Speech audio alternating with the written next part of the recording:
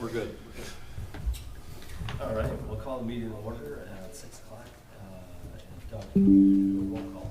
Chair Holmquist. Here. Alder DePula. Here. Ms. Fox. Here. Mr. Stein. Mr. Homburg. Here. Mr. Chapman.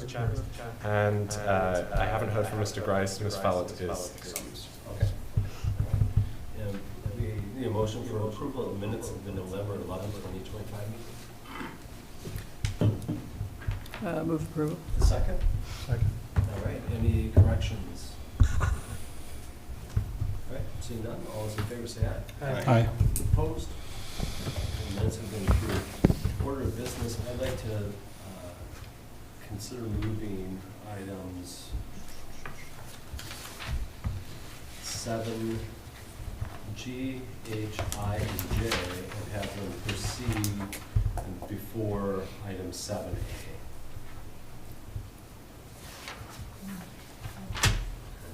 You need that in a motion form? I think you can, I can as just chair. move it? Yes. All right. I will so move. All right, any concerns with that order of business change? You need a second then? I think so. No, as long as, yeah. All right, is there anybody here to appear on an item that's not on the agenda? Seeing none in the room, any online? I think everybody online is associated. If anybody online would like to appear during the appearance section, could you please unmute now, please? I'm not seeing anybody. All right, seeing none, we'll close the appearance section. There is no unfinished business tonight.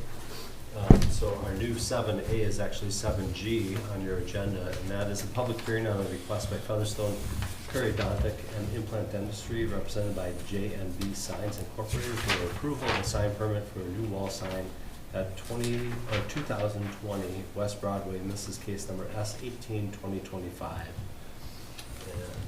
if you want to come up to the mic and during the public hearing section, it's good for you to just give an overview of what it is that you're hoping to have done.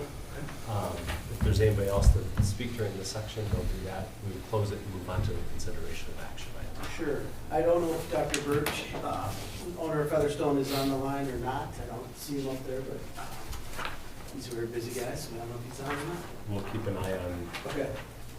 And I'm Matt Street, representing Featherstone Periodontics and Implant Dentistry. I'm with J&B Signs at 1221 Venture Drive in Janesville, Wisconsin. And as you probably have seen, they are requesting an additional sign on the secondary facade of that building at 220 West Broadway.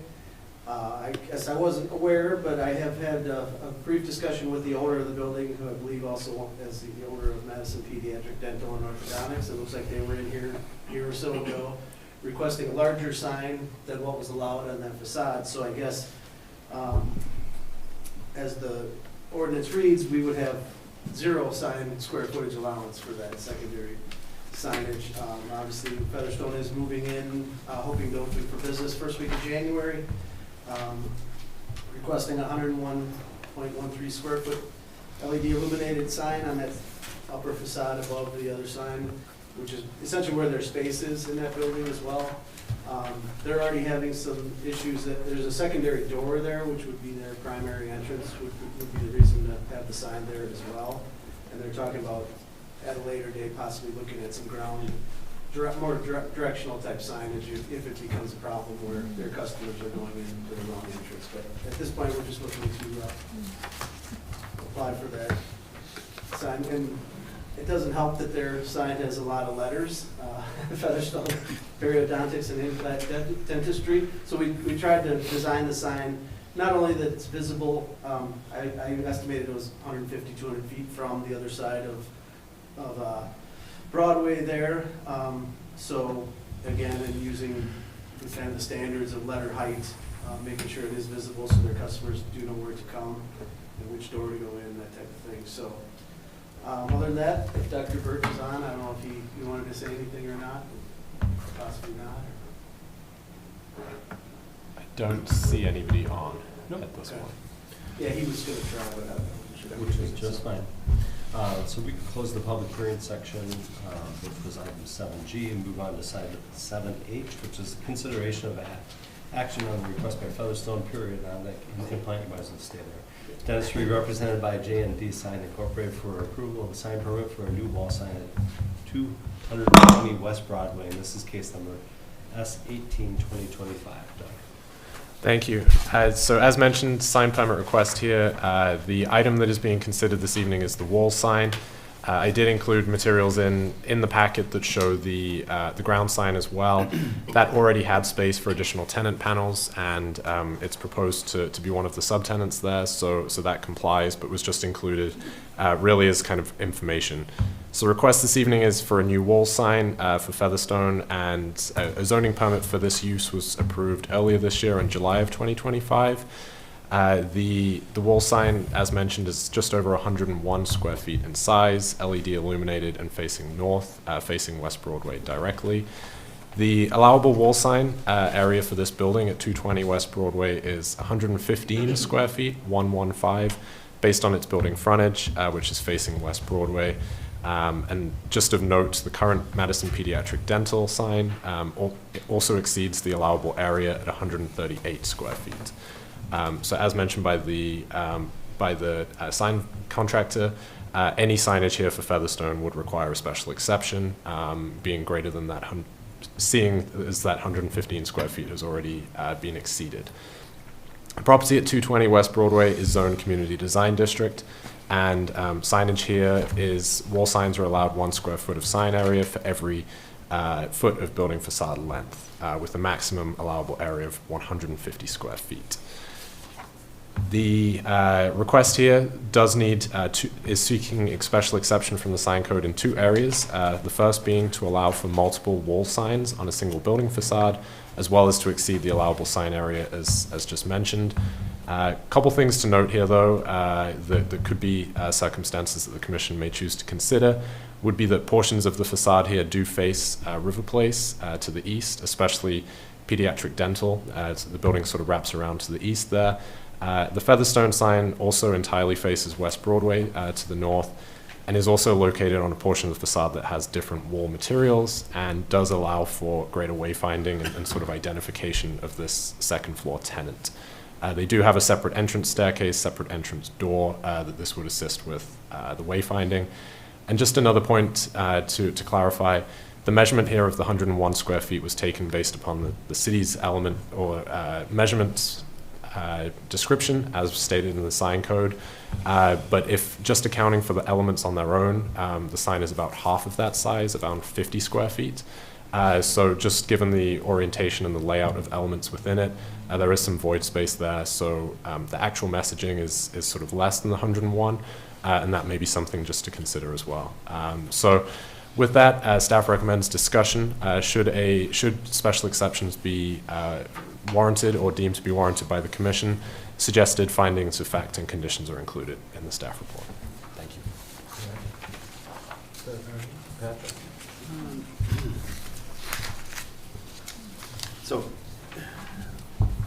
yes, it exceeds the square footage. The building is kind of set back pretty far.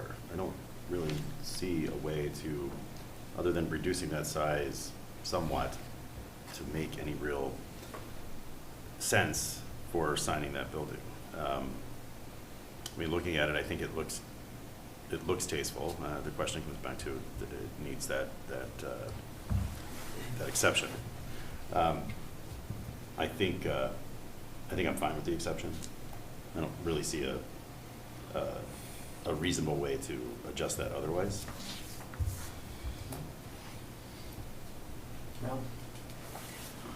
I generally agree. I look at these case by case, and if it seems appropriate, size, scale, setback. And in this case, I don't have an issue with it. John? No issue. I think it's proportional to the space. I think it looks professional. I think, unfortunately, Featherstone isn't a brand that everybody just knows, so that's why you have to put the lower words. But, yeah, I have no issues with it. No, I agree that it looks appropriate, and it looks like the font is similar size. I mean, it actually looks very nice on the building, and it makes sense to me. The only question I had is there room for yet one more tenant in that building? There is. So that's my other question. Is that the part that's set back near Featherstone? Or, I mean, are we likely to get another request for another sign for there too?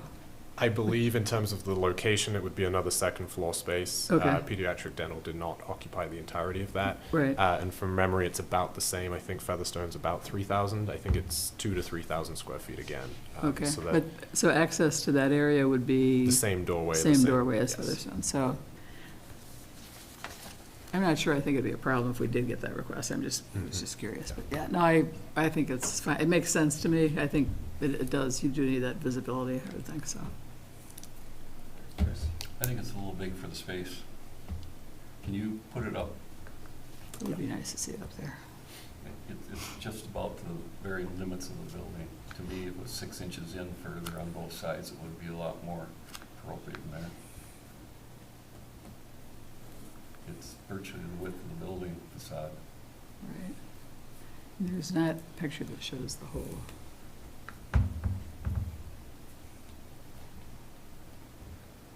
There actually is in Is there- his, well- It's up on the shows a screen. whole- it doesn't show the Featherstone, yeah, Not with you the can't see it, Featherstone, right, no. that's what I meant, yeah. It shows the space. I just think it's overfilling the available area on that facade.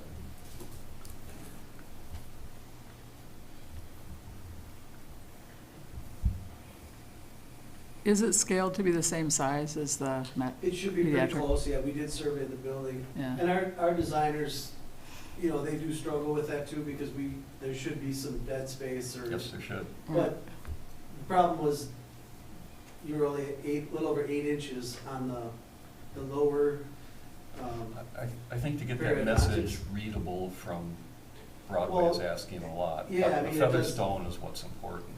well, but as you said, Yeah. that nobody knows what Featherstone is, at least if it's the first location. They do have locations, you know, throughout southern Wisconsin and some Right. northern Illinois, but if it's at Subway or McDonald's, then I think we would need the tagline, but again,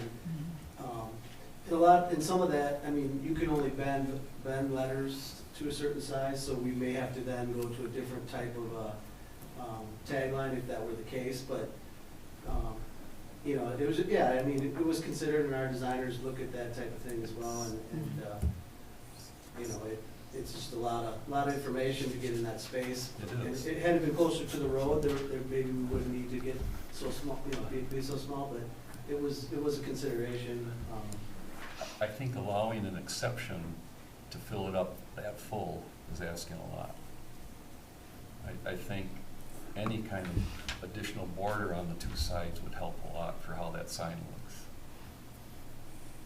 And then I would also ask, Doug, when you measured it, it looks like for getting that much square footage from the bottom of the take line to the top of the logo. Correct. Typically, when we've measured these, we put a triangle around the Featherstone and the rectangle around the Featherstone and the tag line, and then measure the logo separately, which would put it down to 50, 60 square feet. Okay. And I think that would be a lot nicer to have in the report that, you know, we're exceeding it by 50 or 60 than by I 100. think when I turned in the application, I figured 49.1, and that's what I did, I boxed in all the elements, then added them together. We don't let you box in the tag line separately from Oh, the right. lane, but all the lettering would typically be boxed in, and then Oh. we, a lot of times Sure. have had just the logo boxed in by itself for our measurements. So, two things, I think that would seem better in our report and our exception. I think a good share of the main sign goes over to River Place, which is nice, because then a lot of that sign at least starts on River Place and wraps around. So that's another reason where normally we would have two signs on a building, although it still exceeds the total square footage that's allowed. We certainly have on other buildings, whereas been eligible for two buildings allowed up to 150 on both elevations, depending on the size and the complexity of the use. So all those things I think are great. I think it's too wide. I just think when it goes virtually the edges of the masonry on both sides, it looks like it's been forced in there. I don't know the calculation, if it's 20, Yeah, it's about, there's about 10 inches on, and 227 is the yeah, width. but so I'm thinking this, so it's So 249 21, is- so it's 22 inches to 11 inches on each side. But if it's 20 feet, if it was 19 instead, that affects that 8 5/8 very little. It might end up being 8 1/2 or 8 1/4 at the worst. Yeah. Is all it would do to that, if you're worried about those large, it wouldn't affect them very much, the little ones. Wouldn't affect any of them very much. It just, to me, in my eye, it's too big in the space. Any other comments? Any questions on that? Yep. Is there a motion? Well, I'll make a motion. How far it goes, I don't know. I'll move approval with conditions as written by staff. Change the finding of fact number 1 to 50 square feet. Is that, Doug, do you think that's accurate? Okay, I'll say this. Change the finding of fact to show the different way, whatever that comes out to, of measuring this. Leave 2 as it is. 3, in the second sentence, add, although portions of both wall signs are on the same facade. Because both signs aren't on the same facade entirely. 4, leave it the same in conditions as written, and add 5 that shortens the sign by a foot and is centered in the space. Is there a second?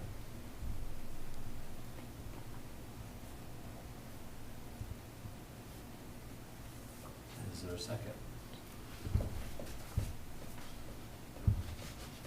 Is there a second?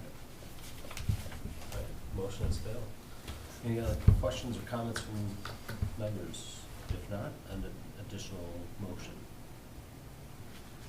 Motion to approve with finding of facts as recommended by staff. Leaving the item 1 at 115 or reducing it down to the, To the 115, yes.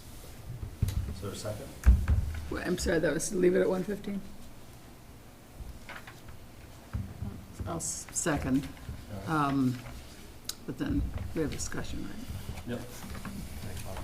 Yep. The maker of the motion said findings of fact. Could I just clarify that that also included conditions of approval? Yes. Okay, thank you.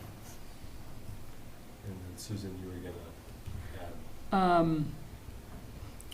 Well, I was thinking back to the comment that if really, if we typically do only measure the lettering itself, and that's closer to 50 square feet, that would be more accurate, that'd be more consistent, if that's more consistent with what we usually do, and if that's the case. I can only speak to the sign code. I mean, Okay. it specifically says the smallest rectangle that fits the entire message. The entire, which and that don't, including, but certainly, I recognize the void space in this one, that if Right. we were to say the 2 elements, you know, the logo and the text, just Yeah. have that as a finding, that be closer to 50, I think that would be factually correct, certainly. yeah, I'm just wondering if people think it's significant enough to put that language in there, that it's, that the text itself is 50 square feet. I mean, I think my bigger concern is with this whole project, we have a building that has 3 tenants in it Right, that originally was built for one major sign. And so we have this tenant, and we have another tenant that's gonna be coming forward with the sign at some point. right, And the building was not built for 3 signs on one facade. So we're gonna be pigeonholing in whatever we need to, wherever. I agree, if we're maxing out the space here, anticipate that next little vacant spot is gonna be maxed out as well. And is that gonna be what we want on this building for signage? Just a consideration. Any other comments, Rob? I generally don't have a problem with what was proposed. I think there's a need for visibility. And I don't know if the building was designed for 3 signs or not, but the addition of the second one seems appropriate to me to scale. So I guess what that third sign is yet to be determined. Yeah, yeah. John? I guess my mind keeps going to about a block to the east on Broadway, on the same side of the street, one-story retail that has bright red, big signs all along the fascia. And I keep thinking this is 100 times better than what we have currently on buildings, although it exceeds the amount. And there's a likelihood we'll have a third. I mean, I just assume whoever takes that third one will want one, so. Maybe these guys will grow, Right, Yeah. yeah, or that could happen too. or the bottom True, tenant. true, that could I mean, happen. I think to your point, that's Right. the difference between a multi-unit building with a comprehensive sign plan, which although they are extremely outdated, I will agree that, you know, those above every door is an outdated style. But it was a multi-tenant with that expectation. I'm not sure if when this building was being built, I think I was either on plan or I was on CBA, but I remember I don't remember it being a 3-tenant building, I remember it being a single tenant. And so there was some discussion of like, if this was gonna be 3 tenants, I think we would have planned ahead to say, what's the signage package gonna look like for a building if you're gonna have multiple tenants? Especially at the side entrance door, it's not even the main entrance door, so there's just a few pieces that I think is different than a multi-tenant from the get-go. Do we have a motion and a second? Any other comments, concerns? Can I clarify? Yeah. If the finding of fact 1, if that includes language to the effect of the 2 elements being measured separately closer to 50 square feet, is that the will of the Yes. maker in the second? Okay, Is it- Yes, and yes. Yeah, I thought that made sense. okay, thank you. All right. All those in favor say aye. Aye. Opposed? Thank Item is passed. Thank you. Thanks. And we can move on to item, let's see, gotta get my X's back here. 7I, which is a public hearing on a request by Jules Pilates, represented by Metcalf Company for approval of zoning permit for new use at 5419 Monroe Drive. This is case number 2/28/2025. Mr. Metcalf. Kevin Metcalf with Metcalf Brothers Realty and represent the shopping center on Monroe Drive from 5401 to 5419. Jules Pilati is requesting a zoning permit, Metcalf is requesting the same zoning permit for a new tenant occupied on that second level space, 2,000 square feet, Pilates studio. I put the description in the packet as well as the hours. I think this, it's always come up in terms of parking at that shopping center. I think Jules is a perfect fit for that situation. Her classes are within the morning hours, which generally is pretty low traffic on there. She has an evening class on Monday, and Salvatore's Pizza is closed on Monday, so that also is a complementing piece of this. And so her class sizes are only roughly 4 on general. And she says she can do some private stuff where she has 8. But generally, it's a low class participation in terms of the amount of size classes that she has. So,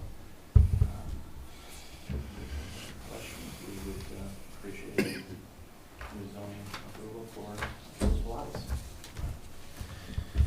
And there's nobody else in the room from the public hearing section, and it does not appear to be anybody online. Not that I see online, no. All right, we can close the public hearing section, go on to item J, which is a consideration of action by the request of Jules Pilates, represented by Metcalf Company for approval of zoning permit and new use at 5419 Monroe Drive, case number 2/28/2025. Thank you. So yes, zoning permit for new use, new boutique Pilates studio at 5419 Monona Drive. Typically 1 to 4 clients at a time, as mentioned by the building owner. Operating hours listed here as Monday around 4:40 to 8 p.m. Tuesday to Thursday 8 a.m. to 7:30 p.m. with classes kind of interspersed during that time, throughout that time. Friday 9 a.m. to 3 p.m. and Saturday 8 a.m. to 11 a.m. as well as occasional weekend workshops. This property is part of the Retail Business Zoning District, RB, which is characterized by retail, trade, service, office, financial, professional, ancillary residential, and entertainment activities serving the community. The zoning permit here is required because of the new use. This is currently a vacant space that was most recently occupied by a religious group that received their approvals back in August of 2020. Space is 2,000 square feet on the second story of the building, and per the parking standards for this, we're using sort of the general commercial parking standards, which would be 1 stall per 300 square feet. So this would require 7 parking stalls, and again, based upon the class sizes, the number of instructors that are expected on site at any time, that seems a sort of an appropriate higher-end estimate for this. This is a multi-tenant building. There is additional sort of overflow parking available here as well, and it does seem complementary to the other sort of adjacent uses, as well as the weekend hours. I believe InstiPrints is still Monday to Friday, so there's the weekend hours there available at the northern end of this. There's common easements to share parking, which should alleviate those concerns. We did note the need for some restriping within the parking lot, as well as just some general property maintenance items that had been discussed during the Nerdhaven application, which was, I believe, is the next adjacent space here. So some of these things, certainly not tying it directly to this use, but mentioning these as things that recognizing sort of the shared ownership of the building, but just looking to work with the applicant as well as the other owners to help address those.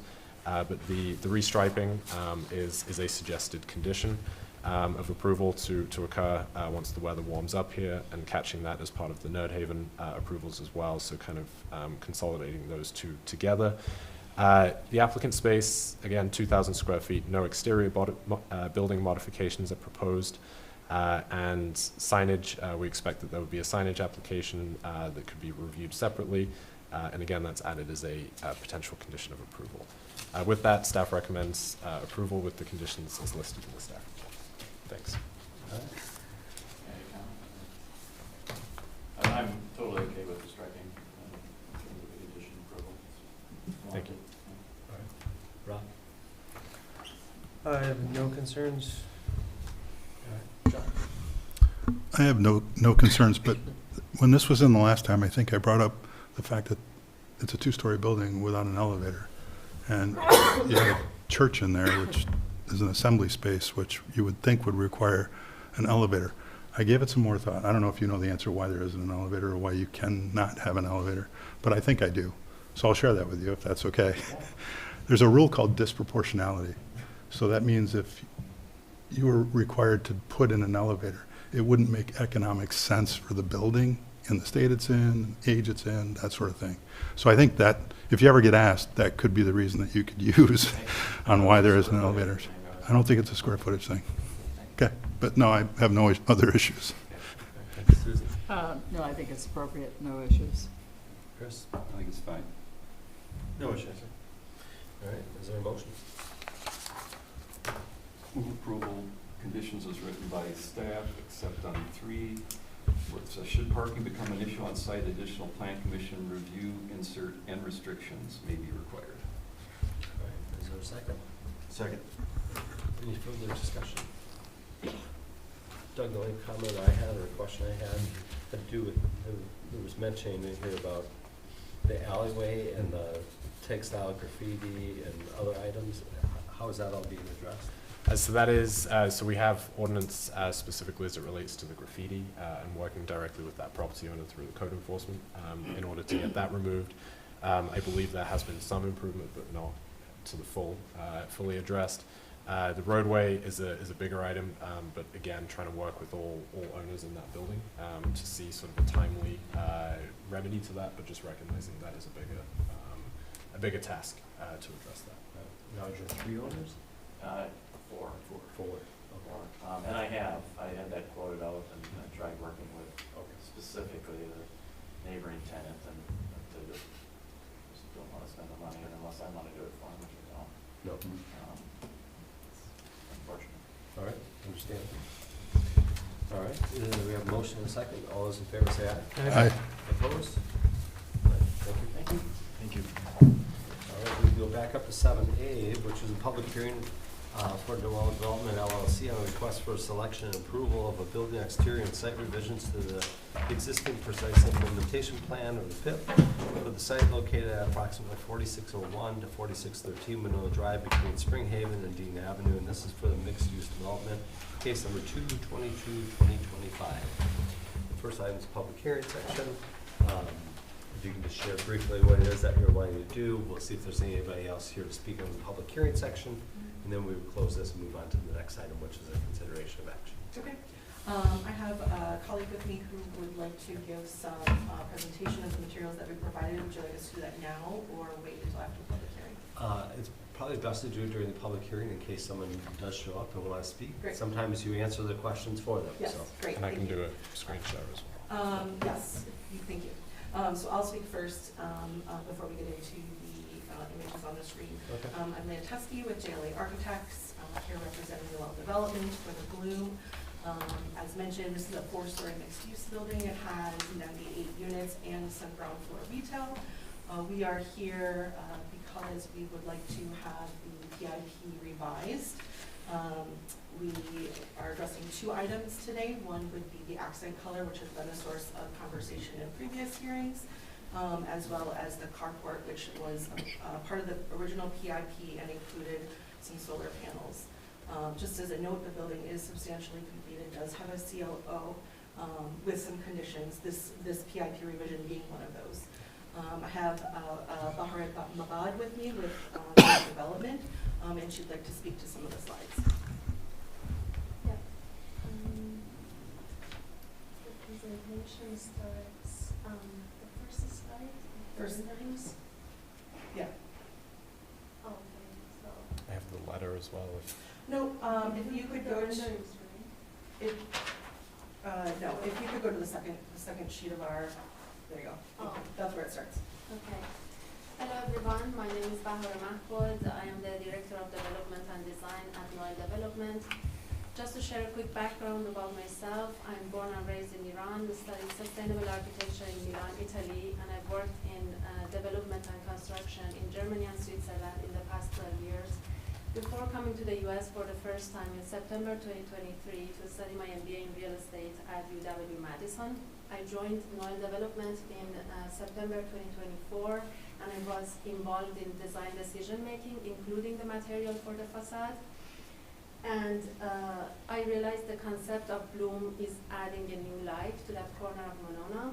So there was another slide I did the renderings and interior design. So I took into consideration to add various materials into the interior design to show that concept of connectivity of Bloom to this environment. For example, leaf pattern wallpapers and green carpets, also the mural itself, everything was representing the connectivity of Bloom to the environment. We also originally added brown color to the black and white colors of the facade to add warmth to it. So it was extremely important for me to maintain the initially approved concept. But as you know, the first brown color, which was the hardy board that was approved, that was discontinued. So we had other available materials, including the rendering and facade drawings. They were approved as well, and the second brown color is extracted from renderings and facade drawings. So we have tried to pick the closest brown color to that. I also remember I did delta E analysis. As you know, delta E considers lab numbers, which we didn't have exact lab numbers for the discontinued hardy board, but using Photoshop, I was able to extract those numbers, and delta E represents not only RGB, red, green, blue, but also the influence of different perceptions and different lightings. My delta E analysis was 2.2. It is a measurable number, but it's still subtle enough to be within a range to make sure we are in the same brown family and we preserve the initially approved concept of adding warmth to the facade. So I acknowledge it was a misalignment between our team, and we should have communicated this discontinuity of material more formally to you, and I apologize for that. And that's the reason we are here today, to find the most suitable solution together. In the next slide, we are seeing two alternatives. The first, and our preferred alternative, is to paint hardy board after 15 years when the warranty ends. This has various benefits. Painting it now would void the warranty. It's not only about additional recurring cost of painting every 5 years on us, but also VOC emissions that are harmful materials to our environment. Each time painting would increase the VOC emissions. Also, as you know, hardy board is manufactured, engineered to be fire resistant and moisture resistant, and to be within the construction code. So by painting it, although there are various type of paints adapted for hardy board, even a small mistake while painting would interrupt with the engineering and integrity of the material, and we would like to avoid taking this risk of losing the moisture resistance, especially in such a climate like Wisconsin.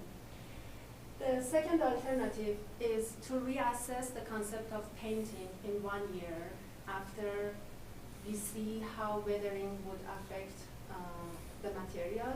I believe with the climate of Wisconsin, only through weathering itself, it would get darker and closer to the initially approved material. So we have put another slide,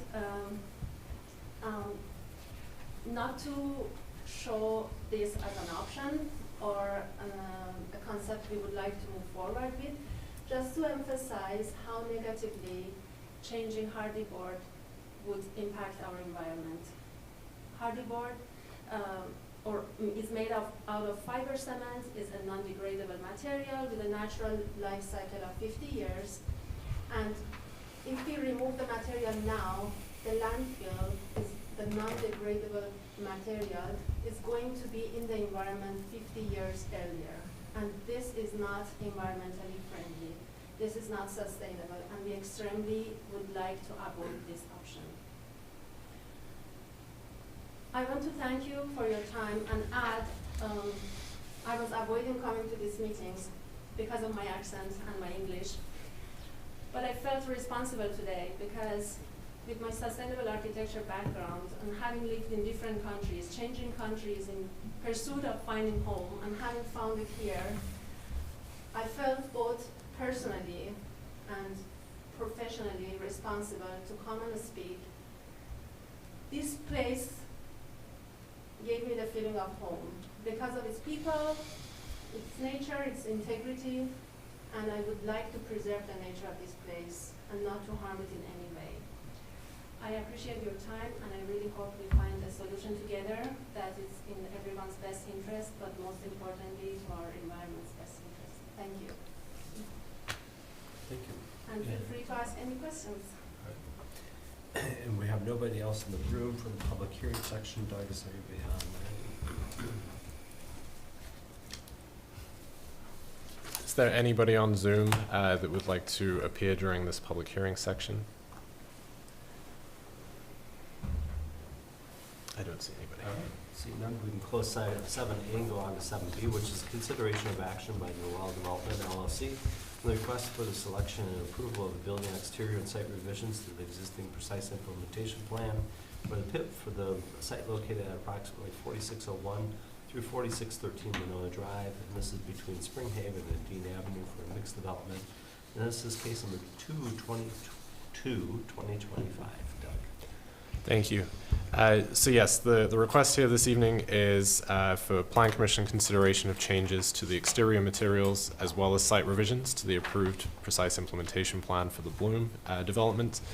The staff report includes background and detail on sort of the approvals process for this. Of course, this is considered by both Plan Commission as well as City Council.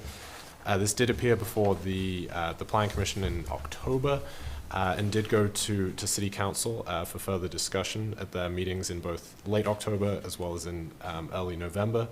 A motion was made at that point to deny the requested revisions, which was effectively to keep the installed materials that you see today.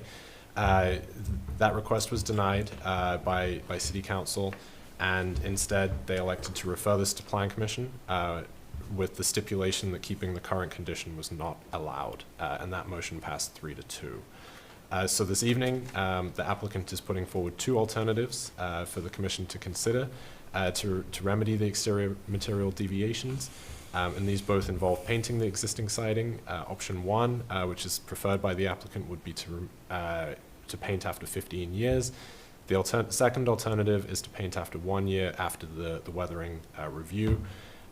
So just kind of backing up a little bit as well, the substantive concern here from staff during the review was specifically about the fiber cement cladding that was previously listed as chestnut and has been replaced with honeysuckle.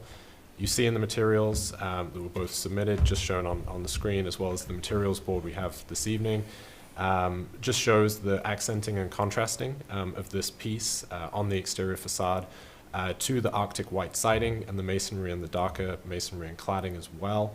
Of concern to staff, specifically, and the reason this was coming up was sort of the lack of visible wood grain, certainly recognizing there's the texture there, but also the color deviation versus what was previously approved. So this was flagged in mid-August of 2025.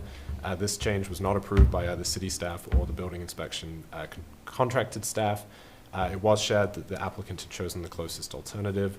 I did share in the staff report the Monona Drive Urban Design Guidelines. This project is subject to those guidelines being located on Monona Drive.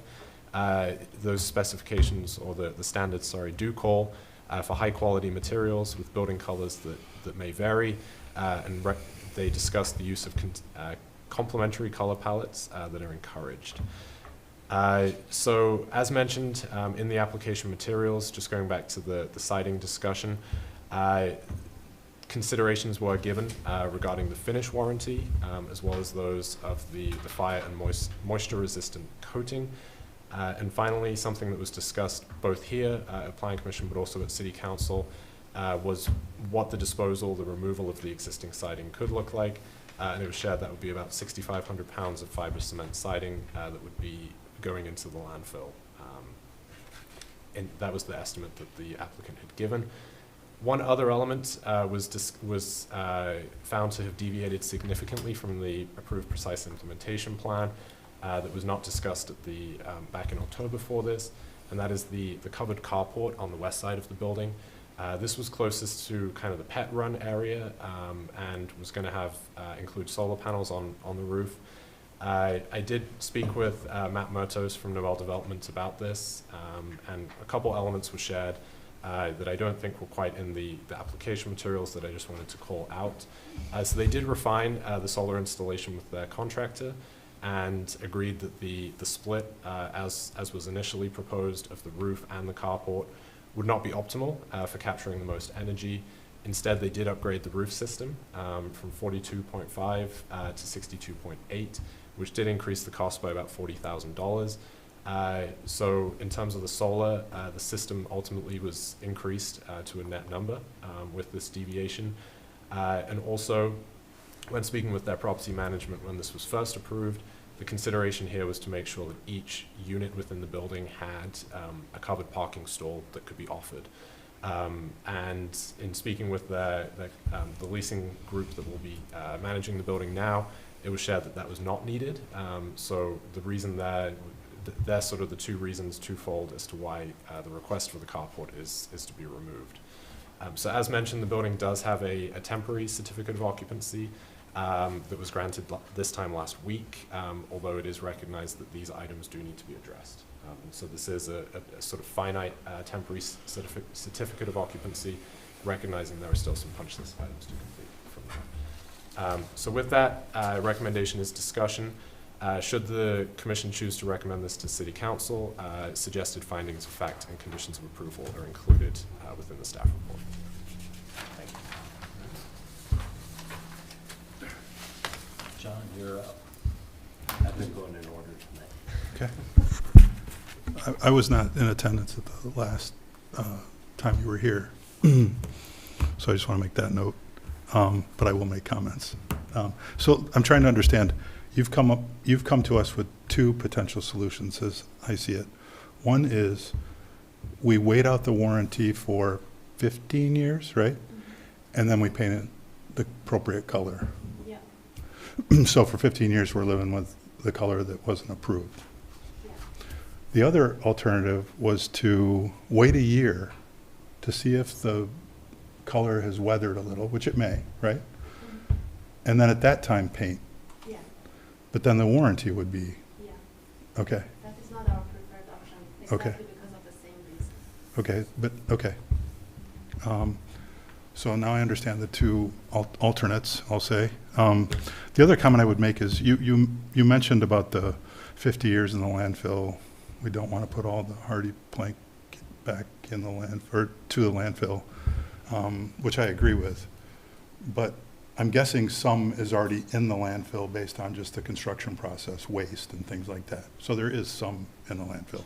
Okay. My little brother played football for the Iowa Hawkeyes, so he likes this building. Thought you'd like that. I do appreciate that. We keep saying the word brown. To me, it's not a brown issue. It's more of a gold, kind of a yellow almost issue. I like it. I'm not saying I don't like it or like it. I'm just saying we should call it perhaps more closely to what it really is. I think that's the issue, in my opinion. The carport, I have no issue with. I think the neighbors would probably be pleased with that. But I do wonder if any like additional trees could be planted that may not have been able to be planted because of the structure. I don't know. That's it for me. Susan? I mean, basically, the design of the building isn't the issue. It really is the colors. And, yeah, it's hard for me to believe that was the closest alternative, I guess, because it really is just, there's so much yellow on it. It just, I still don't care for the look. Although I agree with not wanting to tear it down. Also, when I was looking at it, because you've used that in the trim, where it comes out of some of the balconies, it looks like it could interfere with some of the rest of the construction too, so that seems excessive to me. I guess I'd probably lean toward maybe waiting a year and revisiting it in the hope that it might weather darker. But I would not rule out painting it in a year, even though that affects, I understand it affects the warranty, but, the building, if there could be more trees on Gordon Avenue, I'm not sure. I think in the front, the landscaping looks nice, the signage looks, the whole building looks nice. But for this color, it just jumps out still to me. But more so on sunny days probably, and the mural's great, but I feel like it detracts from some of that. I just think it does not give the warm effect that you were going for, which I appreciate that you were doing that. And the wood would have been I think so much nicer. So I guess I'll wait and hear what other people think, but the other alternative being that we could require you to paint it now, which, except the weather and et cetera, we're talking waiting anyway. So I guess to me, I'd be willing to wait the year, but then I would like to revisit it. It's possible at that time, even if it hasn't weathered much, we'll change our minds on that. But I just think we should leave that option open. Chris? Well, first I'd like to compliment John on doing a masterful job of describing it all, but not rendering an opinion. True. Could I get some more clarity on what happened at the council, since we don't know? I see it was a split vote. Why was it a split vote? What was the discussion? From what I read in the staff report, we don't have an option to do nothing. Council said, go back to plan commission, but doing nothing is not an option, right? What's that mean? If we wait a year, that's doing nothing right now. Does that qualify as nothing, or does that qualify as something? So can we get context on what happened and why there was a split vote and what the discussions were? Try to summarize and then Yeah, Patrick, correct me if I got it wrong. Yeah. And by all means, the applicant will probably remember much more than I will, but the discussion was a lot around that same idea of like, hang on, this wasn't approved.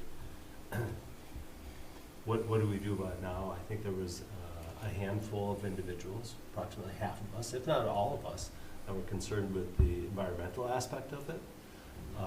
So I think that weighed heavy on many individuals of like, hang on, ripping it all off and putting something new up was not their top desire. And I think those were the no votes. So the no votes were because of ripping it off, Yeah. Yep. okay? Uh, But the motion wasn't to rip it off. No, the motion was to, That's confusing. and I think it's because it got presented in a way, I made the motion to send it back here, and that was because the request was approval of the status quo. I disagree with the motion to send it back here, because I was like, we Yeah. should probably just settle it. So, So you were a no vote? we're sending it back, yeah. Okay, Yeah, but that was the vote we see is at 3-2. Yeah. Okay. That's what I want to know. It helps us to know what's going on at the council and why it's been sent to us. Well, we want something done, and, yeah, we want something done. We want to, and the consensus from the council was that the plan commission has the expertise and the knowledge to decide what should be done, and we recognize that something should be done, but wanted the plan commission to decide what that is. Okay, Yeah, Yes. I watched that part of the council meeting. I mean, I went back and watched it later when I read that that was the decision, and it was still a little confusing. Yep. But No, no, the no. main takeaway was the comment that it's the plan commission's problem? problem to decide, but yeah, basically, yeah. So, And I think I'm the one that said it was I think our you are, problem. yeah, I think you are. Sorry. so what's the context 'Cause I- of doing nothing is not an option? Is waiting 15 years to paint it, I would suspect, is doing nothing. I think the council wants the body to act in a particular way, and I don't think the council would look at it as doing nothing. Okay, Yes. all right, it just helps me. Can I add one clarification that I think was strong for me, and that was the request that was to council was to approve what existed. So the denial was to not approve what existed. Okay. There wasn't a denial of painting in 1 year, 15 years, Okay. 20 years, removal of siding. All the other options, I think there were 6 options, 4 or 5. It wasn't rejecting 2 through 5. It was rejecting, leave it as is and walk away. Might I ask what the other 3 options that we don't see are? Yep, one was removal, replacement. One was painting. What, we have that? Yep. What was the third option? Was there a middle time between 1 and 15? It was a variation of leaving it for 5 to 20, or 5 to 15 years. So there were a couple of variations, but it was essentially leave as is, installed, paint after a period of time, paint in the spring, or remove and replace. I mean, realistically, too, 15, leave it for 15 years, at that point, I mean. Yeah, what what's are the we what's the doing? point? Come back in You know? 15 years, say, Yeah. okay, paint it Yeah. now. Yeah. That doesn't make any sense No, to me. no. 0. Okay, so, the carport, I think was an amenity. I think it'll be gone. I'm sad to see it gone, just because it's another amenity. When people can come visit, they can slide under a carport when it's snowing or raining, but, you know, I'm okay with it. I just think it's a loss of amenity, and y'all know I think amenities are critical for these projects to survive 5 and 10 and 15 years from now. They all fill up when they're new. To the color, I see a big difference. I don't know what the Delta stuff does, but I see a big difference when I look at it with my eye. I don't like it, but I'm gonna go back to what I said last time, would we have approved it? And now I'm gonna go even further back. We approved all the colors and all the materials and everything on Studio Z. That's completely redone now. It doesn't look anything like what we approved. We approved all the colors and the materials on Ultimate Spa and Salon. That's all been redone recently. It doesn't look anything like what we approved. So when we go here and it's this one color, I don't like it. I really don't. And I've had a lot of comments about people that don't like it. It looks like mustard. It doesn't look like brown. It looks more like mustard. But would I have approved it? Maybe, probably. So I'm having a hard time on this whole building saying, you've got to repaint this. So I'm struggling with that.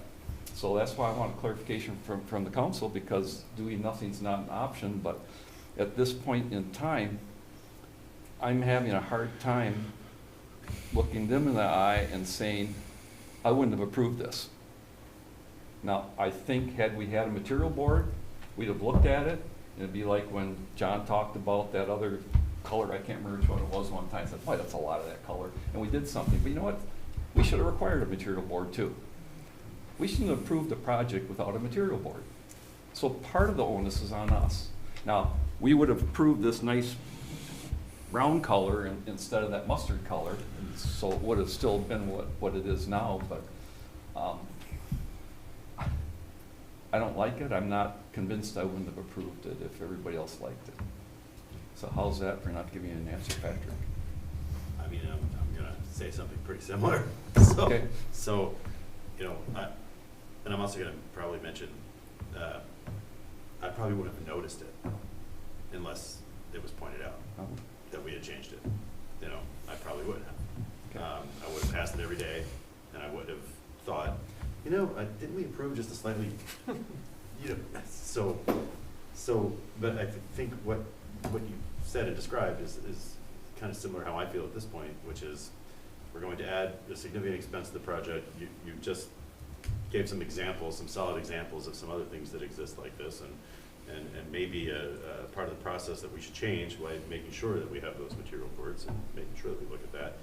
And I think that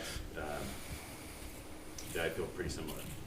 I would probably have looked at it too and have been like, yeah, this is okay, you know. So it's not my favorite, but 10 years from now, when people are looking at the building, are they gonna, wow, that color still, it's not brown. I don't know, you know.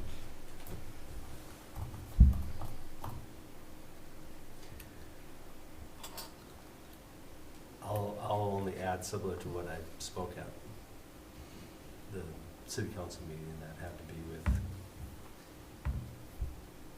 we need a better process when something is approved and there's changes. How do those changes happen and make sure that they're done in a way that is early enough that it can be rectified?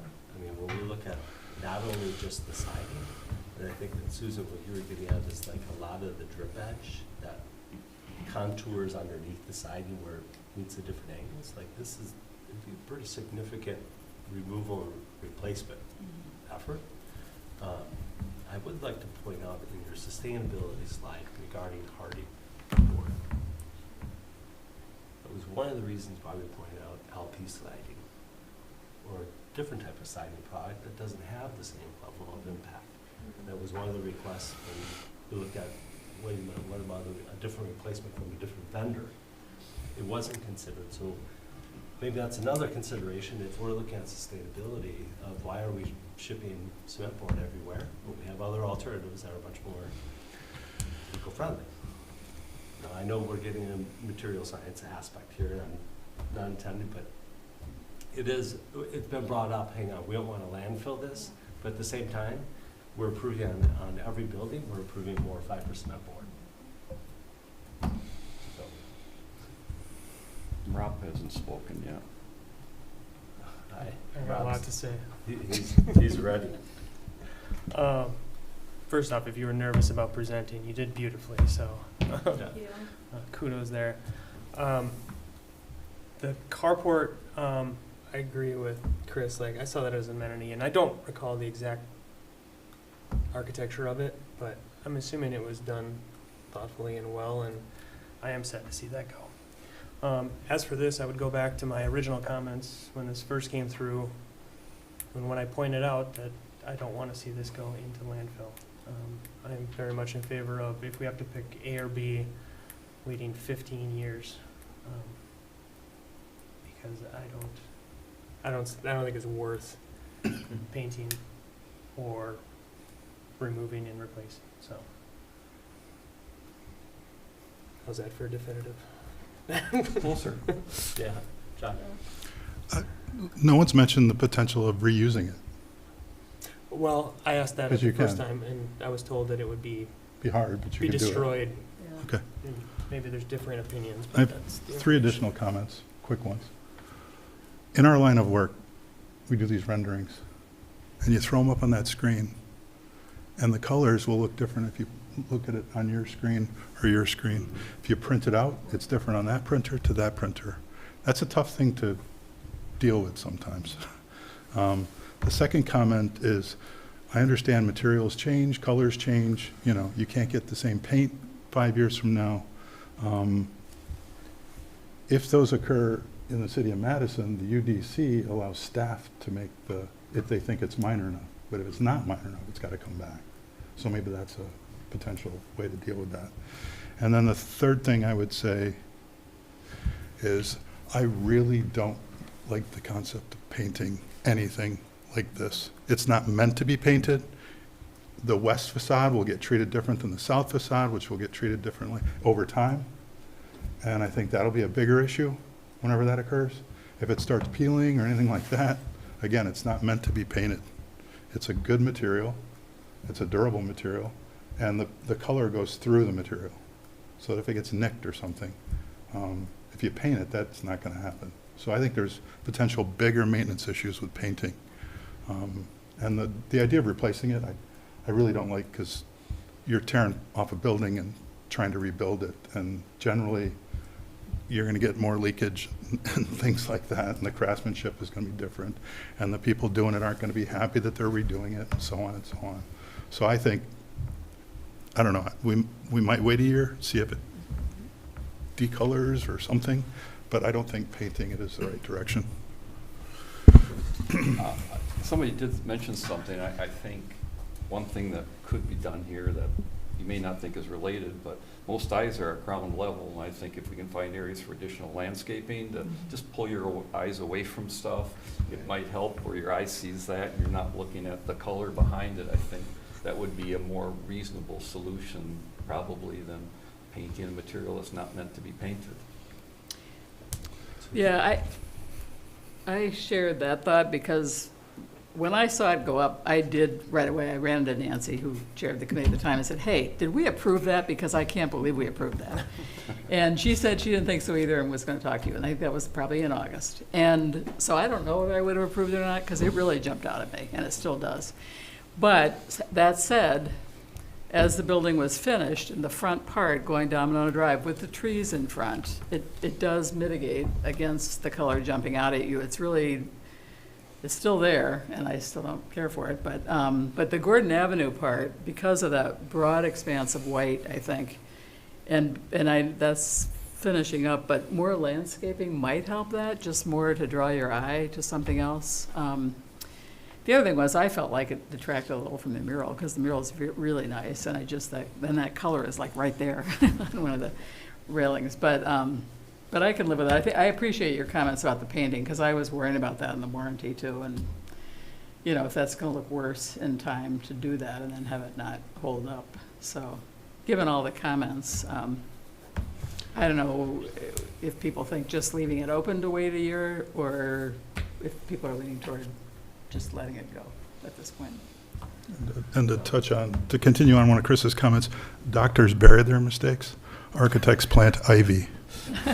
Oh, there you go. You know who said that? Frank Lloyd Wright. Is that right?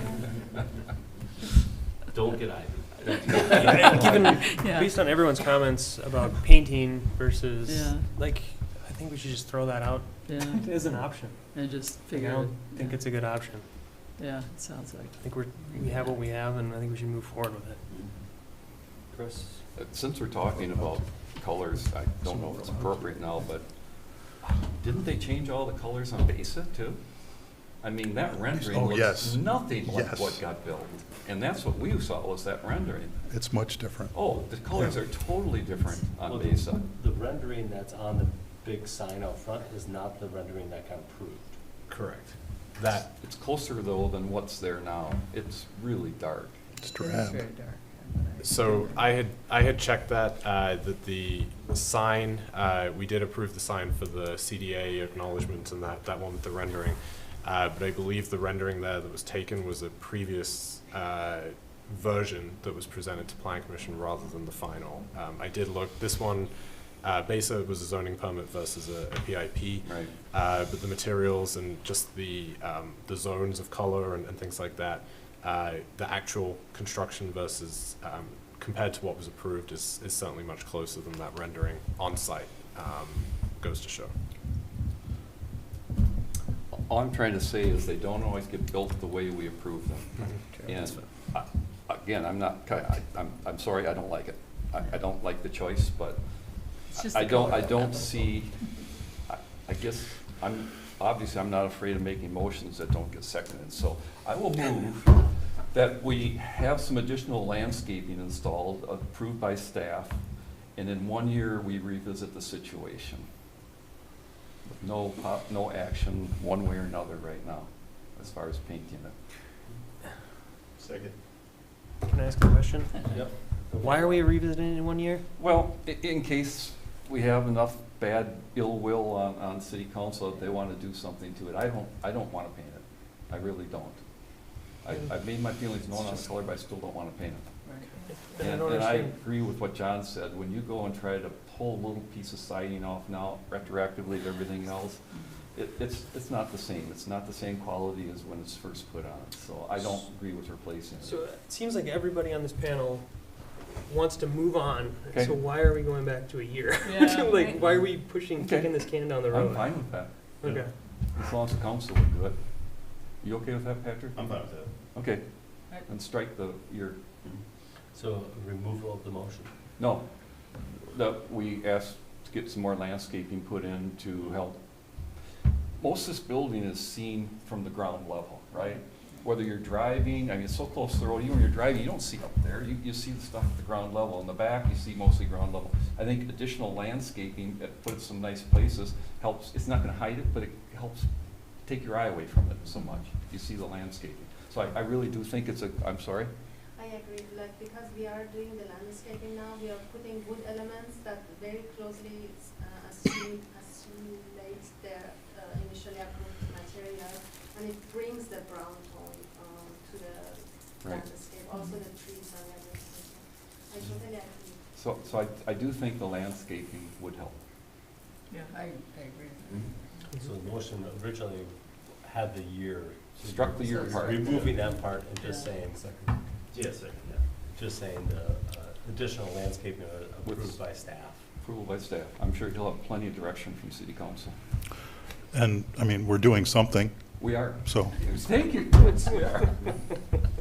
We're not doing nothing.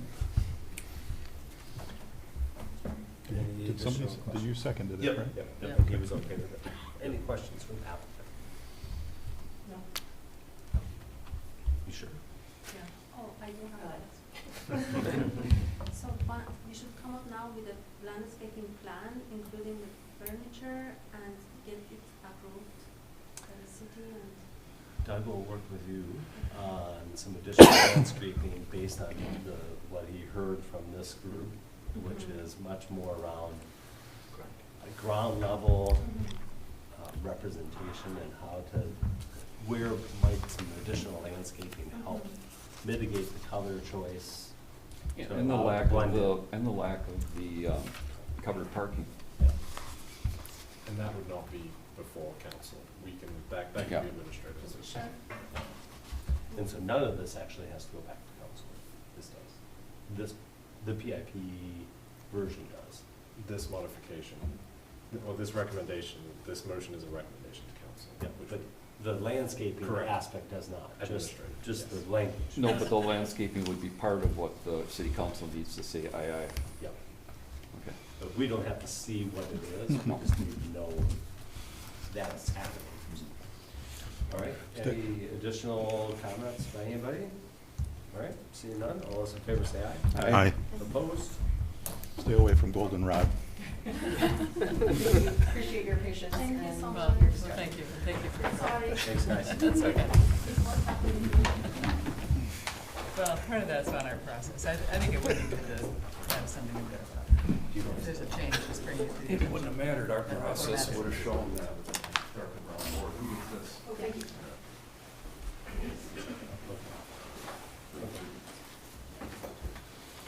All right, we can move on to item 7C, which is a public hearing by North Point Development Group on request for consideration of the general development plan GDP for a site located at approximately 1212 East Broadway This is for a multifamily development, case number 226-2025. I think I saw Sean online.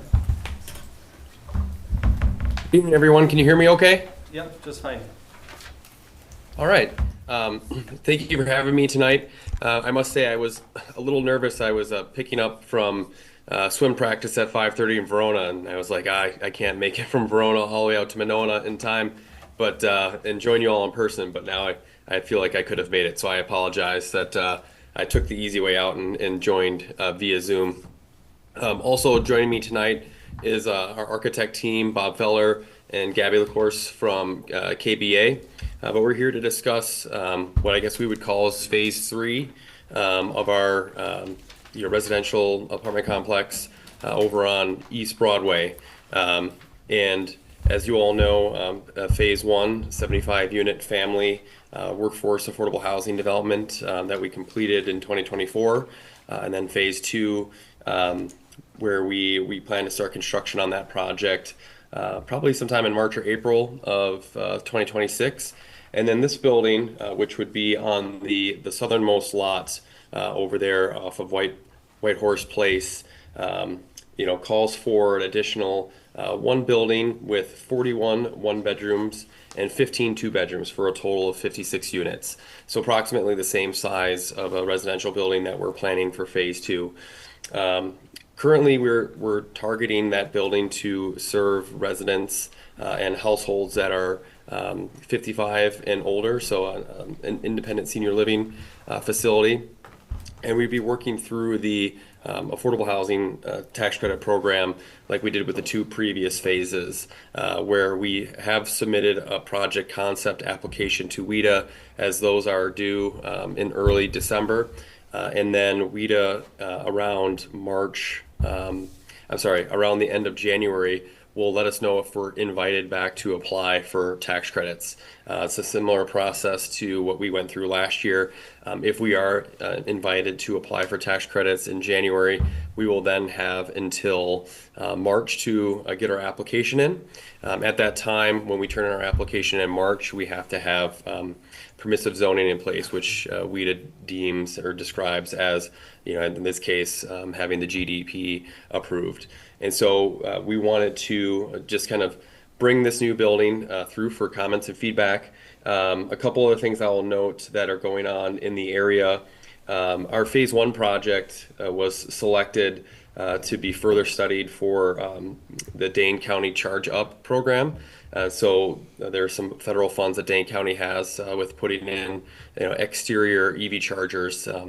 In this case, that would be on the exterior of the parking lot that we have at phase 1.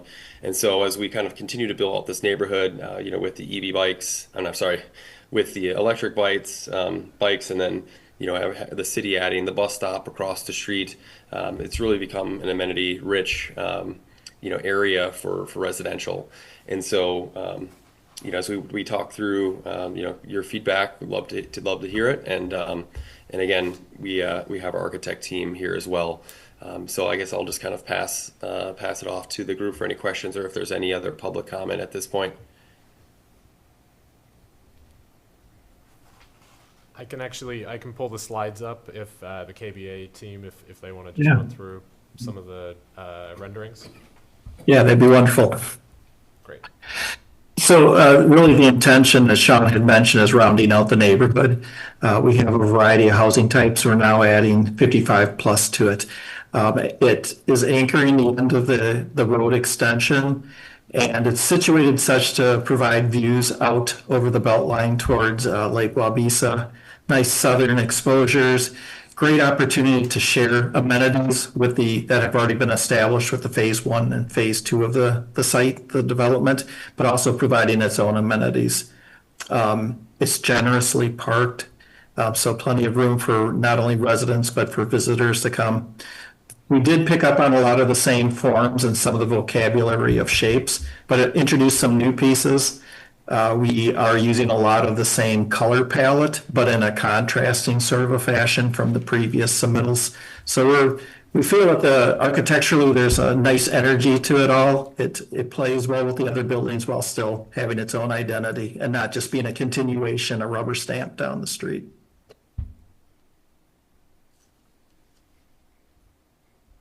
So from coming down the road extension, the drive, it will share part of a drive entrance point to the Phase 2 building, which was previously approved. So this one turns to the south and then enters into the side of the building, the north side of the building. Parking does wrap from the north to the east side. The setbacks, wetland setbacks, really controlled how we utilize the site. We have worked with CARPC and gotten approval for the building to extend, as you see it right here today, extending into the wetland setbacks, and we're showing the parking held without. Next slide. So a colored up version of the same. Next slide. So here's a general layout of it with the entrance on the right-hand side of the building. This will have its own exercise room and common area on the first floor and a mixture of 1 and 2 bedrooms, as Sean had mentioned.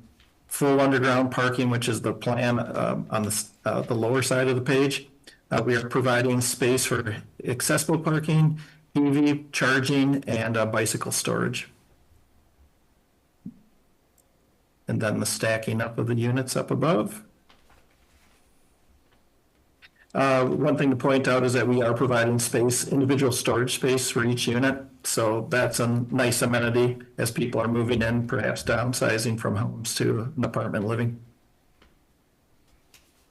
Why don't we move to the colored?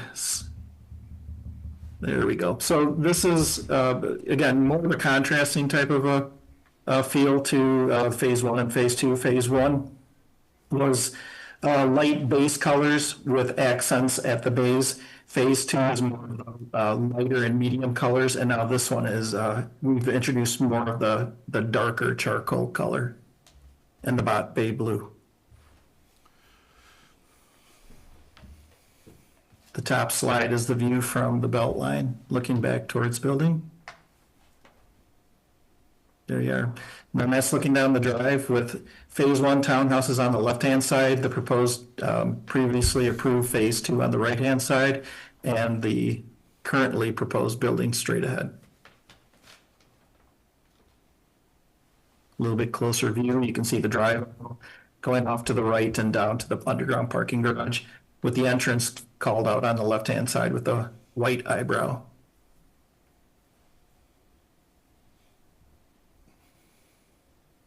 Similar view, moving more to the east and looking towards the southwest. And then the backside facing towards Lake Wabeesa, taking advantage of the green space behind it. Again, we're limited in how far we can build back, but clearly that green space as an amenity to the residents.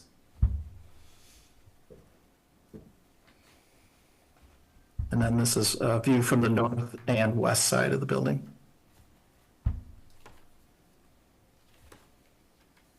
And with that, I'll open it up for questions. Yeah, actually, I just would add a couple other things. You know, with the other phases, and I know we've been in front of this group a lot over the last couple of years, and certainly appreciate all of the time and feedback. You know, all of our buildings have been sustainably built. We've kind of increased the level of sustainability as we've gone along. You know, the last phase and this phase would both be targeted, you know, for that that LEED Zero Energy certification. We'd have continuous insulation in this building, which has been proven to really help reduce the noise that's you know, coming off of the Beltline. You can see that we have, you know, the big windows, which is a nice architectural feature that I really was happy to see that we kept on the corners of these buildings. You know, I think it's really, it looks really nice, and then also provides just a lot of really nice views and natural sunlight into the units. Based off of what we've, you know, proposed and, you know, are working through our construction bids now for Phase 2, this roof will probably, you know, be able to hold about a 50 kilowatt solar system. So that's the size that we have on Phase 2, and these is approximately the same size, well, 50 kilowatts. The first phase is an 80 kilowatt solar system. But you know, also again, like I said, continuous insulation. We've put insulation in the garage as well, and so these units are very well, you know, sealed and structured in a way that's going to really provide some energy savings to the folks that are living there. All right, and if there's nobody else here for the public hearing section, we can close that and move on to 7D, which is, oh, no, I'm sorry. You're right. Oh, yep, 7D, which is the pre-hearing conference for the Northport Development Group on a request for consideration of the GDP for the site located at approximately 1212 East Broadway for a multifamily development, case number 226-2025. Done. Thank you. So this request this evening is the first time the Commission's hearing about the third phase of the East Broadway development by North Point Development Corporation. This would be the construction of an age-restricted multifamily building, and this is approximately 1212 East Broadway, the southernmost parcel of the White Horse site, and closest to the Beltline. So access from the private drive as well as East Broadway. Plans call for a total of 56 units of age-restricted low-income housing tax credit units with 1- and 2-bedroom apartment units. Amenities include private patio or deck for each unit, a community room, exercise room, resident storage, ground floor patio space and grill, as well as electric vehicle and secure bike parking facilities. As Sean mentioned, they're looking for a pre-hearing conference this evening, have submitted for tax credit assistance from WIDA, and submitted that project concept application, expecting to hear back in early 2026. So the parcels are zoned Community Design District, CDD, which allows for the Planned Community Development process, the PCD, so moving through GDP to then PIP.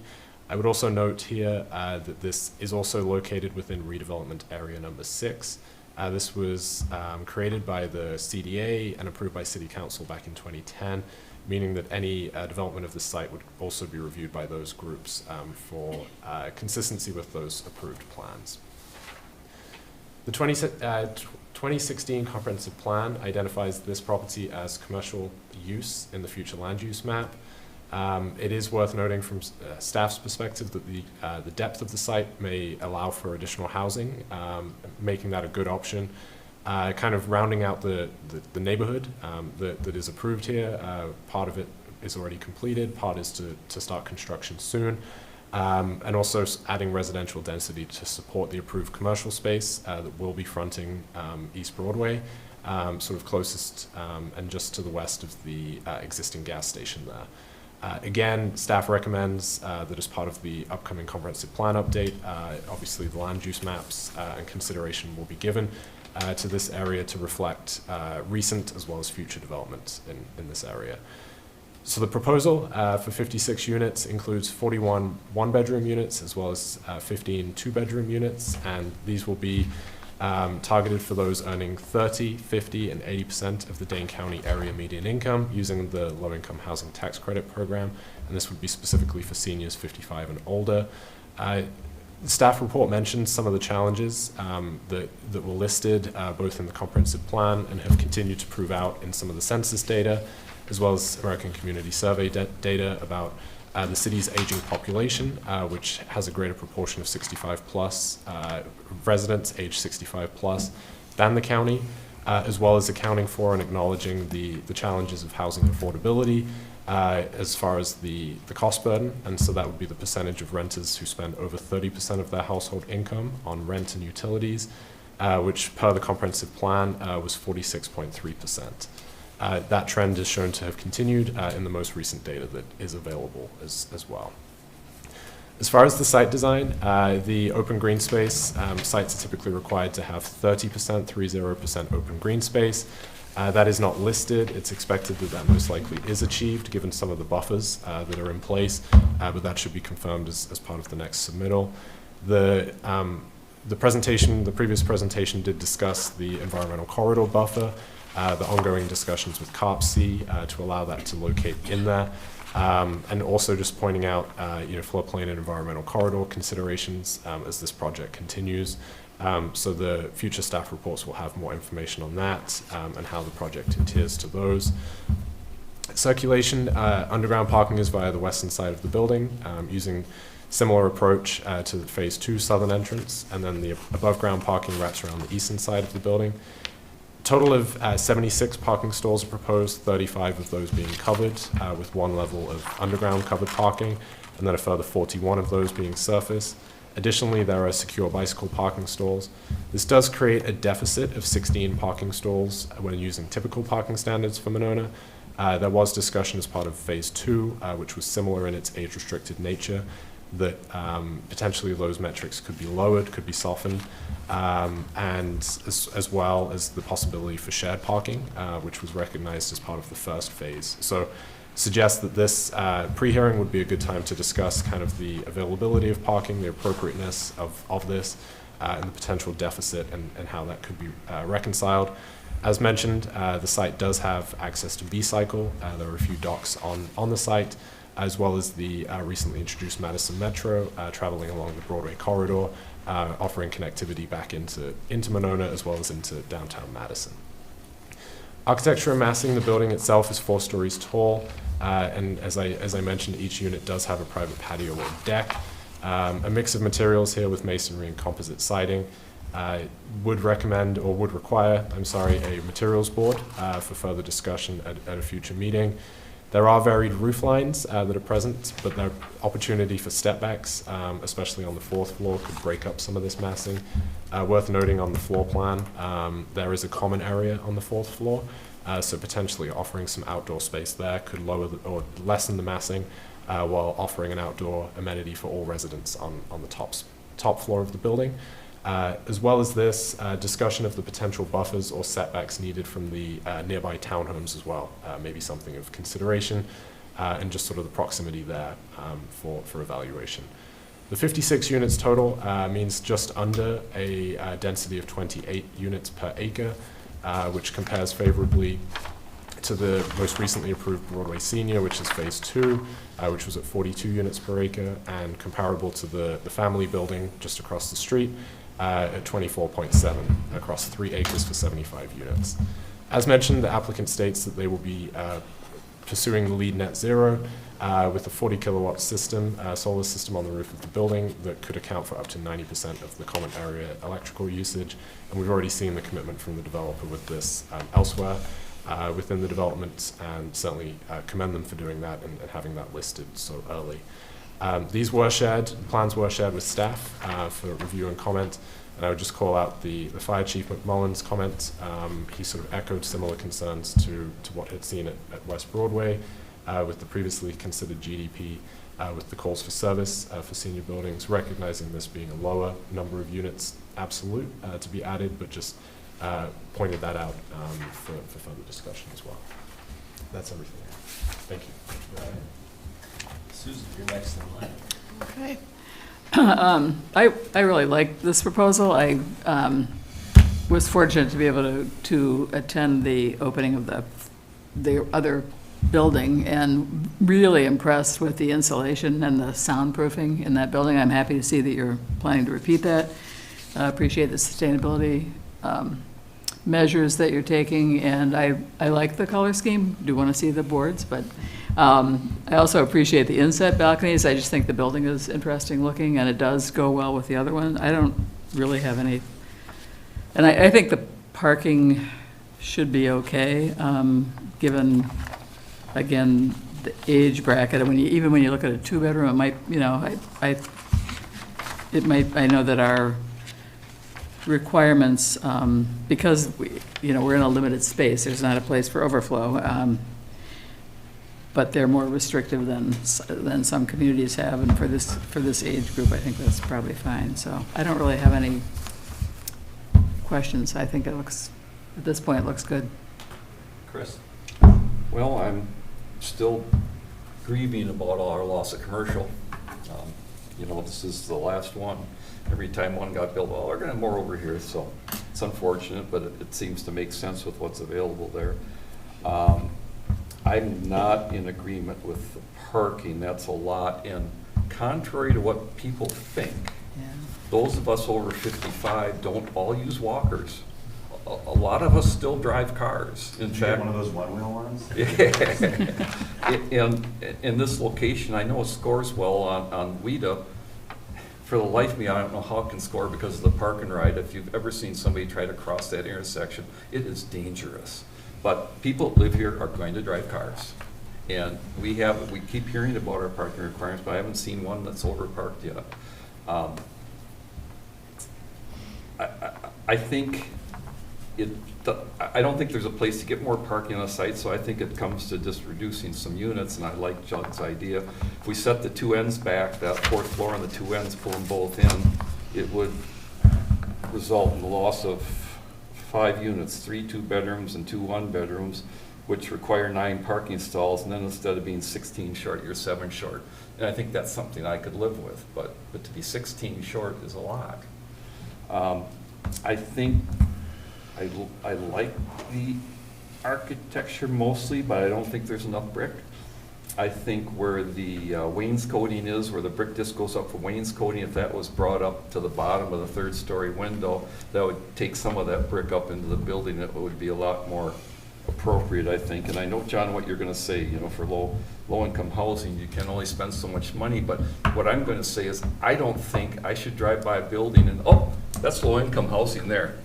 I don't think you should be able to tell it by looking at the building. I think you do some of these elements so that somebody doesn't, oh, that's low-income people there. I don't like that thought or look at all. So for me, it's different.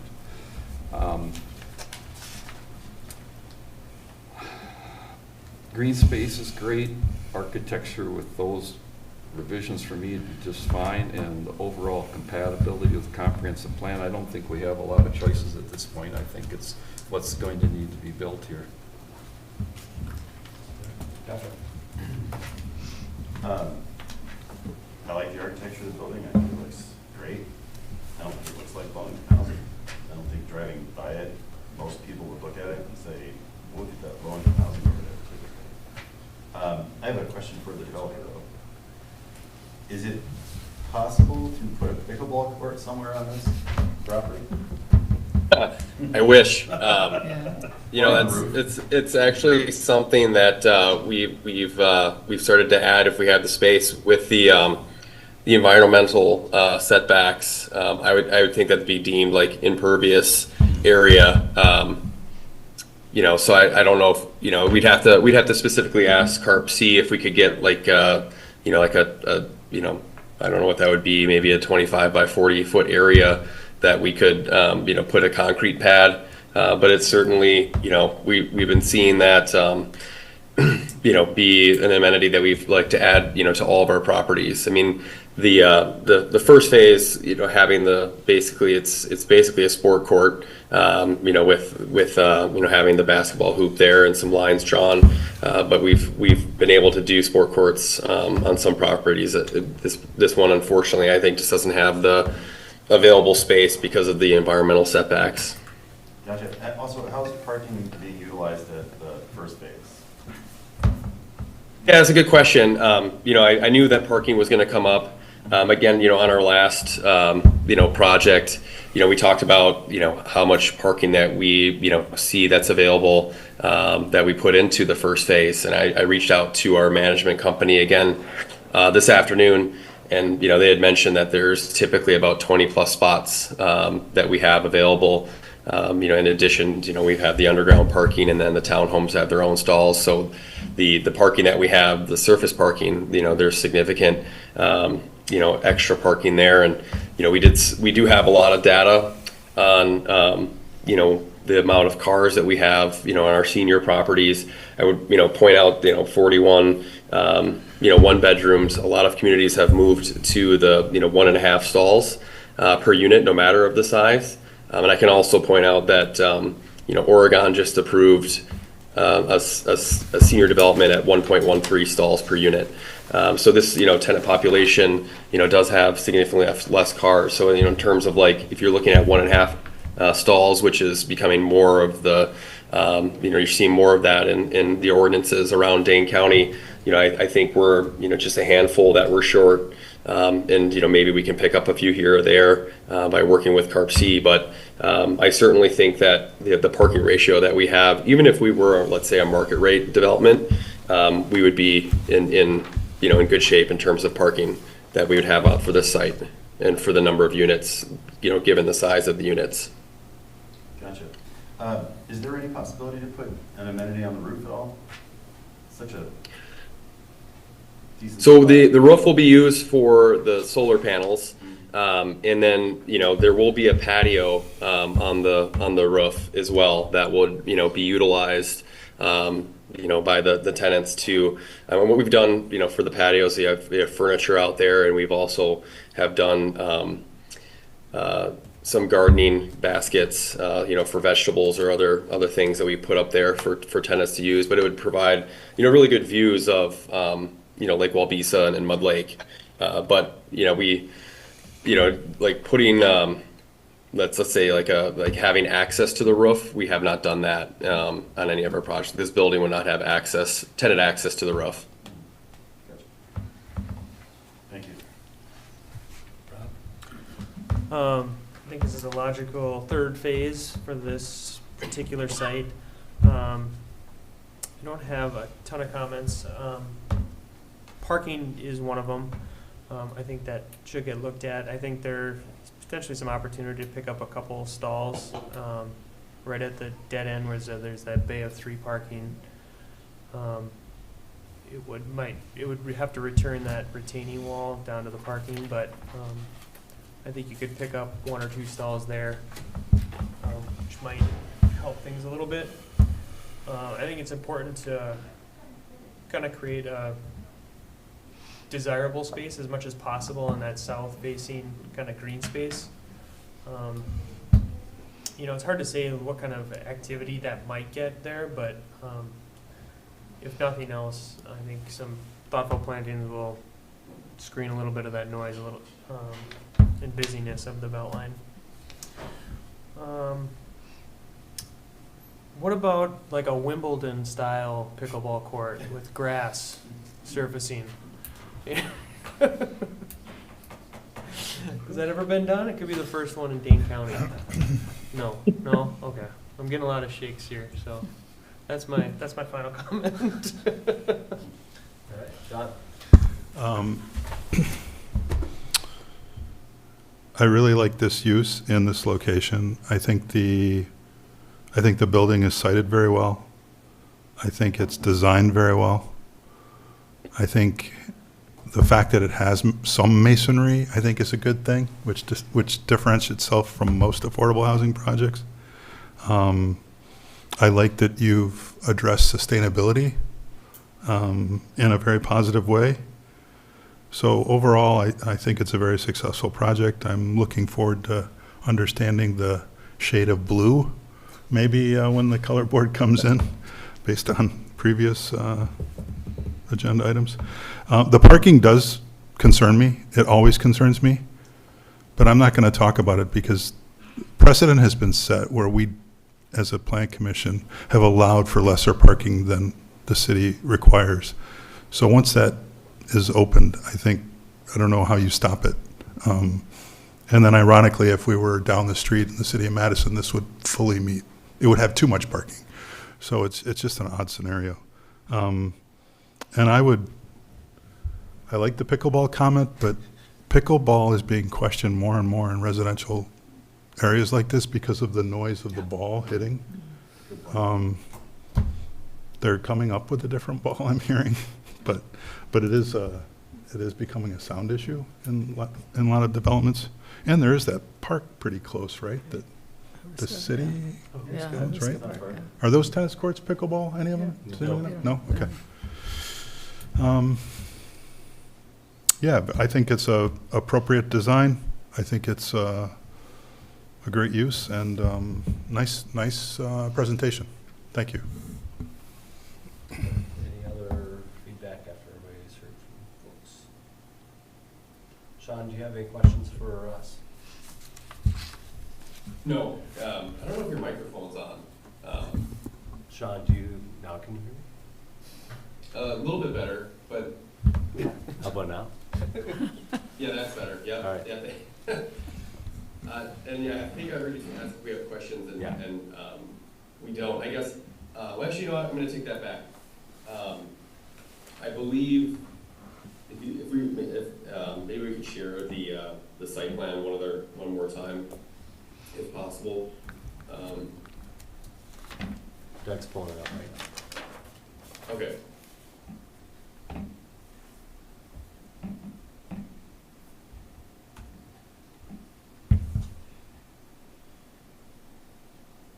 So I appreciate the comment about the retaining wall. We'll certainly look into that.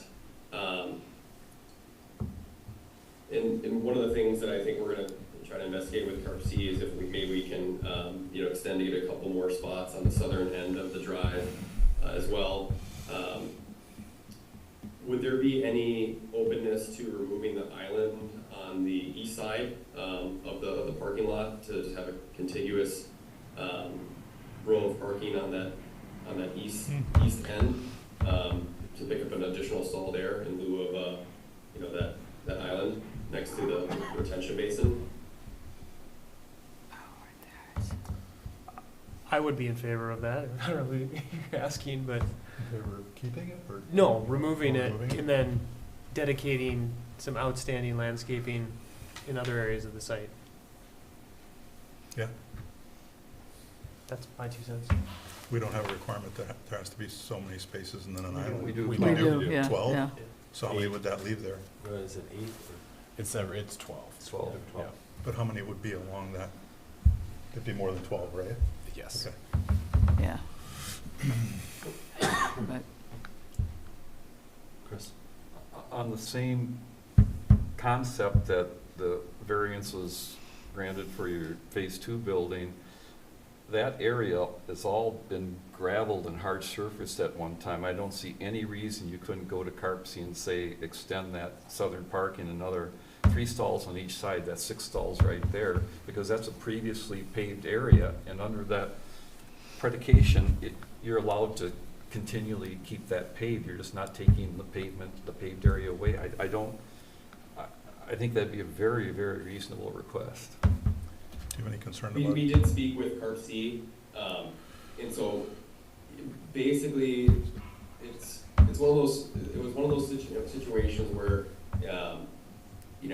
with the way that we have the building now, they said they could get on board with that, because, there's always technicalities, right? Like, oh, there is some gravel there, but Right. now there's no longer gravel, right? Like, now there's, grass on top of it, so what does that mean? So basically, it just came down to what you have here, extending 10 feet, about 10 feet over. They were going to kind of, let that, work within, whatever guidelines they were trying to hold us to. But if we pushed it too far, it became one of those things where it's like, well, if you want to go, significantally further, this, could be a 9-month review, type thing. Where, they're willing to let us, go over it a little bit and be but if we really wanted to do something super aggressive, I think they would shut us down and make it overly bureaucratic for us to obtain that. I don't think that's super aggressive, and I was there when they dug a lot of the original test holes, and some of it was filled over the gravel, but there's still gravelled areas down there through most of the test holes when they were dug. And it's being used right now as an impervious area to park campers, and it's been used like that for a long time. Before that, the person that filled it was a road building contractor, and he brought in fill and gravel from all over. It's not a pristine buffer. What you're doing here is you're creating pristine buffer in almost all the areas except for this little one. I think a reasonable argument, a reasonable presentation could be made to them where they'd look at this too. Yeah, we'll certainly circle back and try to pick up some stalls there. I think that makes a lot of sense. John, any other questions for us? No, thank you. I guess, going back to the island portion, I did hear your feedback from one individual. Is it possible for a couple others to opine as well? So this has to do with the east side, Right. Yeah. where the cursor is. I think an island that's along the side where it's all green space, you can have trees planted back there, is not as useful as an island up around a building where there is nowhere else to put a tree. So I think you take that out, but you have trees along that curb line. I think you accomplish virtually the same thing with the canopies. Okay. I'm seeing other nods, if you can. Yeah. Okay, thank you. Yeah, well, Appreciate and that. there's another island right across from that, That's kind I of an mean, important one. I was Yeah. debating about that. I mean, there's more reason for it, but I don't know. If people are enough concerned about parking, it might be worth thinking about that too.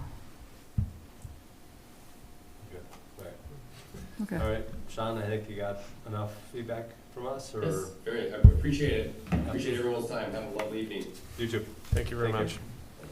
All right, we can close item 7D, and this moves us to 7E, which is a public hearing on the request by Crash Champions, represented by Cressa, for consideration of a zoning permit for the construction of a new collision repair business at 1350 Femright Drive, and this is case number 227-2025.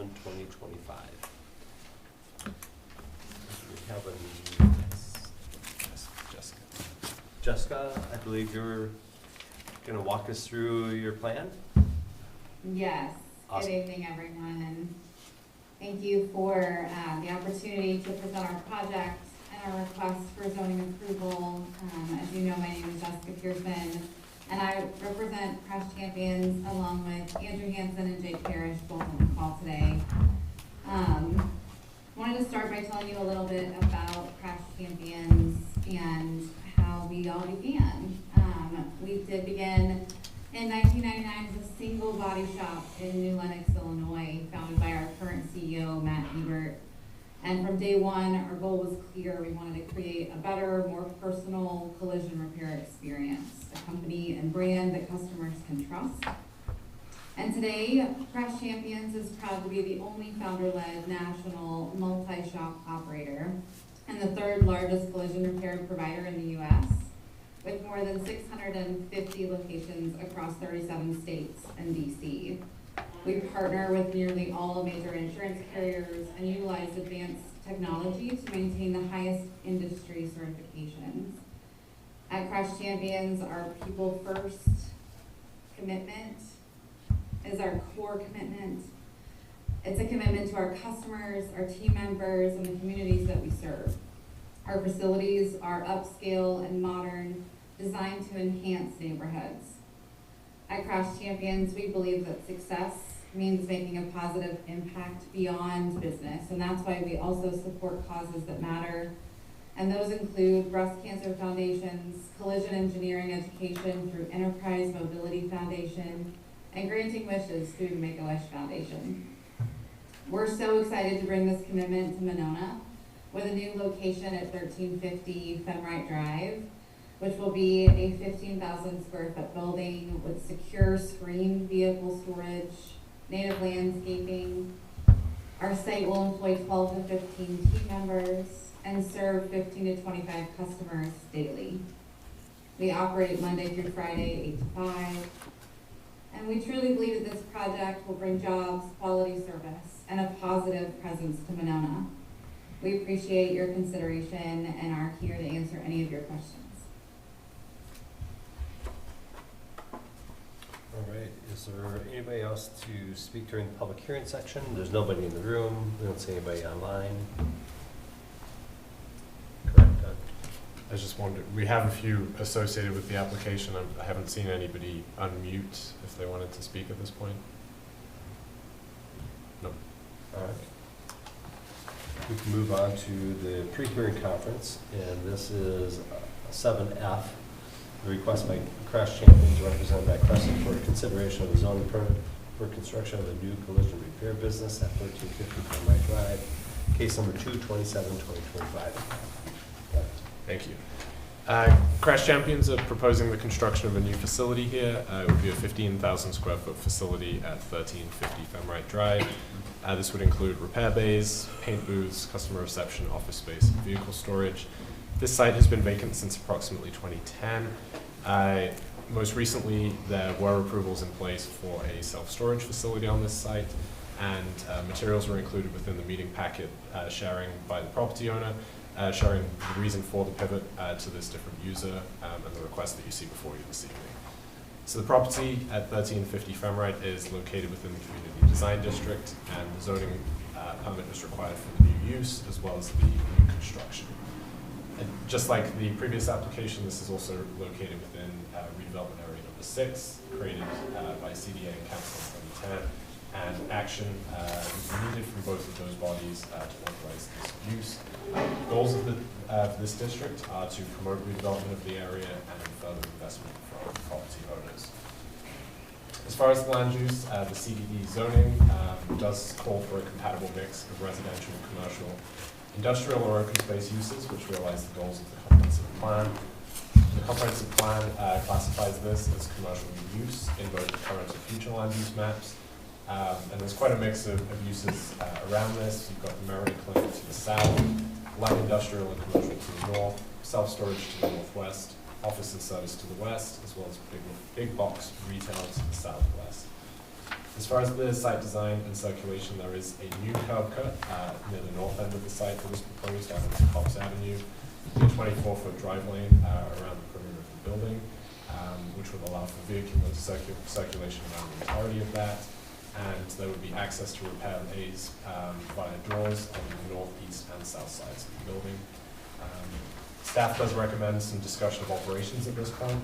Deliveries, trash pickup, vehicle drop-off, we're discussing kind of the spaces and the flow of that throughout the business.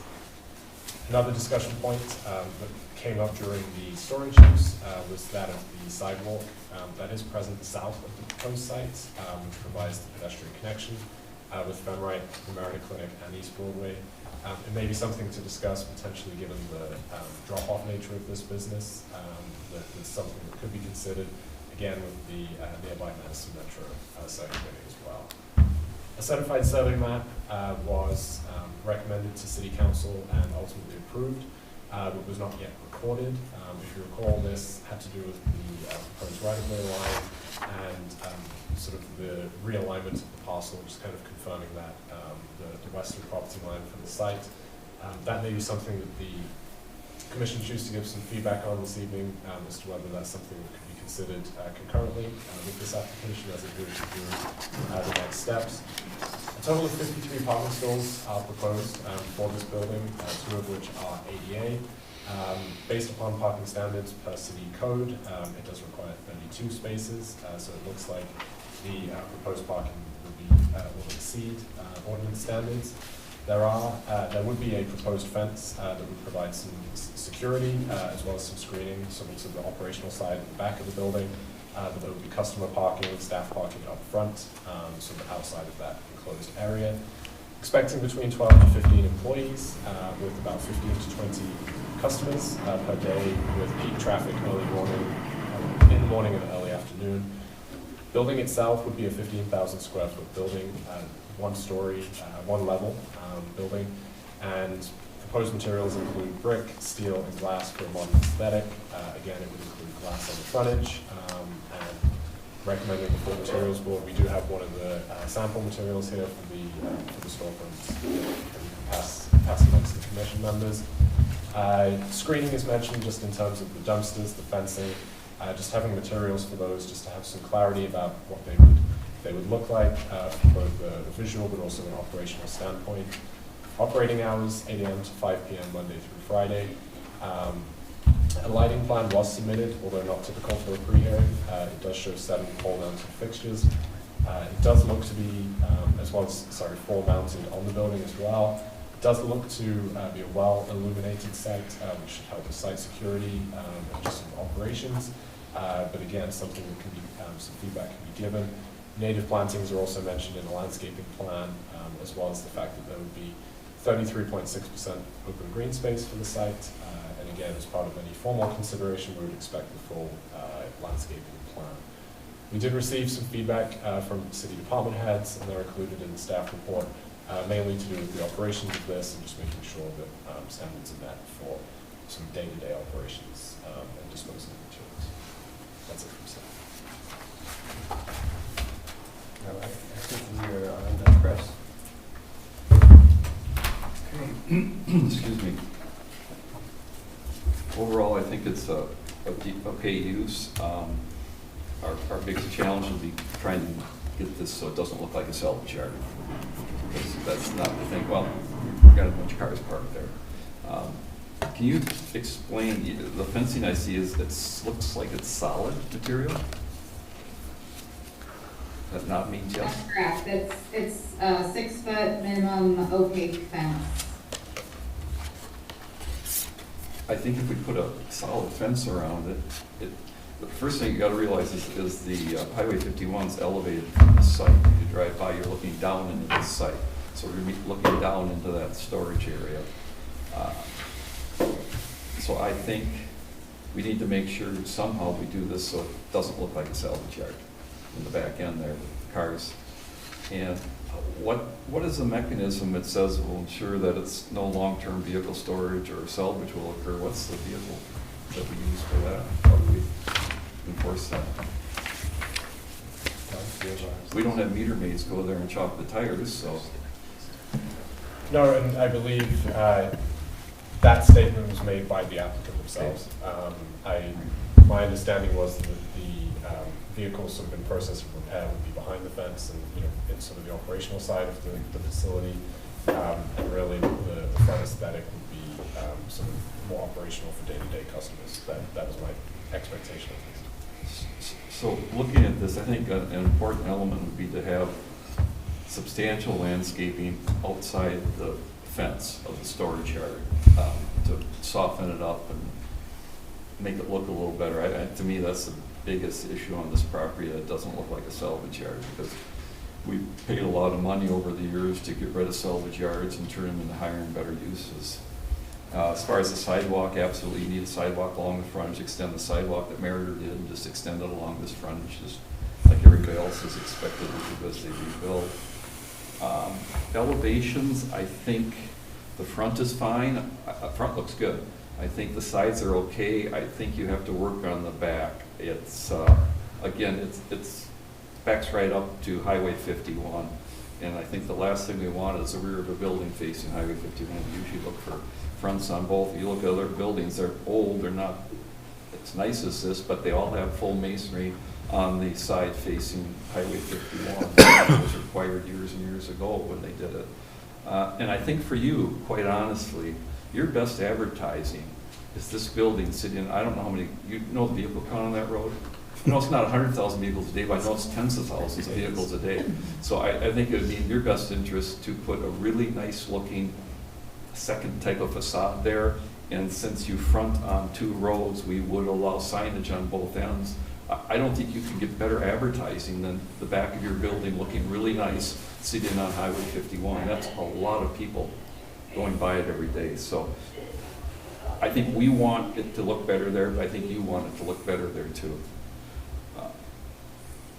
Other than that, I don't have any other issues with it. I think it'd be fine if we can, the biggest question mark in my mind is keeping it to not look like a salvage yard, but if vehicles are parked in striped spots and we can soften up that fencing and have it look decent, because people are gonna be looking down into that storage yard. Patrick? I think I pretty much concur with Chris in his comments. What? I disagree with you once, and now you're shocked. I like the way the building looks. I think the colors are modern, but I guess it can look like a salvage yard, especially if it's kind of ominous and dark and large. So yeah, try and be careful about keeping it from looking like an old school salvage yard. Rob? I think it's appropriate use. I like the building. I think it looks good. Don't have a lot of comments that haven't already been said. Look forward to seeing the robust native landscaping plan. Yeah, that's all for now. John? I agree with most of the comments that have been said. I think Chris's point about there's really two fronts to this building, and in fact, the current back of the building is more of an opportunity, I think, than the real front of the building.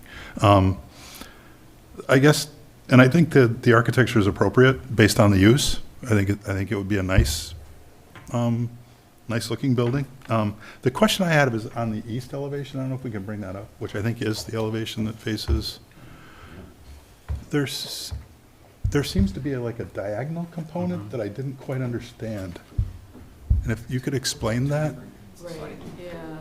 I don't know why that, nothing else has any diagonal on it, and then suddenly I didn't know if it was the. It's hard to see. Oh, I see, yeah. What is that? Is there a purpose for that, or is it just, To fix that elevation, eh? yeah, I mean, if you're gonna modify that elevation to promote your business more, maybe look at that diagonal, it just seems out of place. Yeah, I'm not 100% on the, if there is a purpose, but Okay. we can definitely look into making a modification to enhance that section. Okay, thank you. Of course. All right. Yeah, I don't really have anything to add. I like the concept also. I think it's appropriate use, and I do like the Cops Avenue appearance very well with the brick, and I think that's very nice. But I'd agree that the east elevation needs something, and that's true, because I know, when I drive past 51 there, I notice Meritor all the time, and it's very visible, whereas not that many people will notice it coming down Cops Avenue. So I think, yeah, the east elevation needs some work. It's just very dark. That is black from what it looks like, not just the trim. The mega rim steel, I don't know what color that is. It looks pretty black here. That's probably all. And I would also agree with extending the sidewalk and landscaping. All right.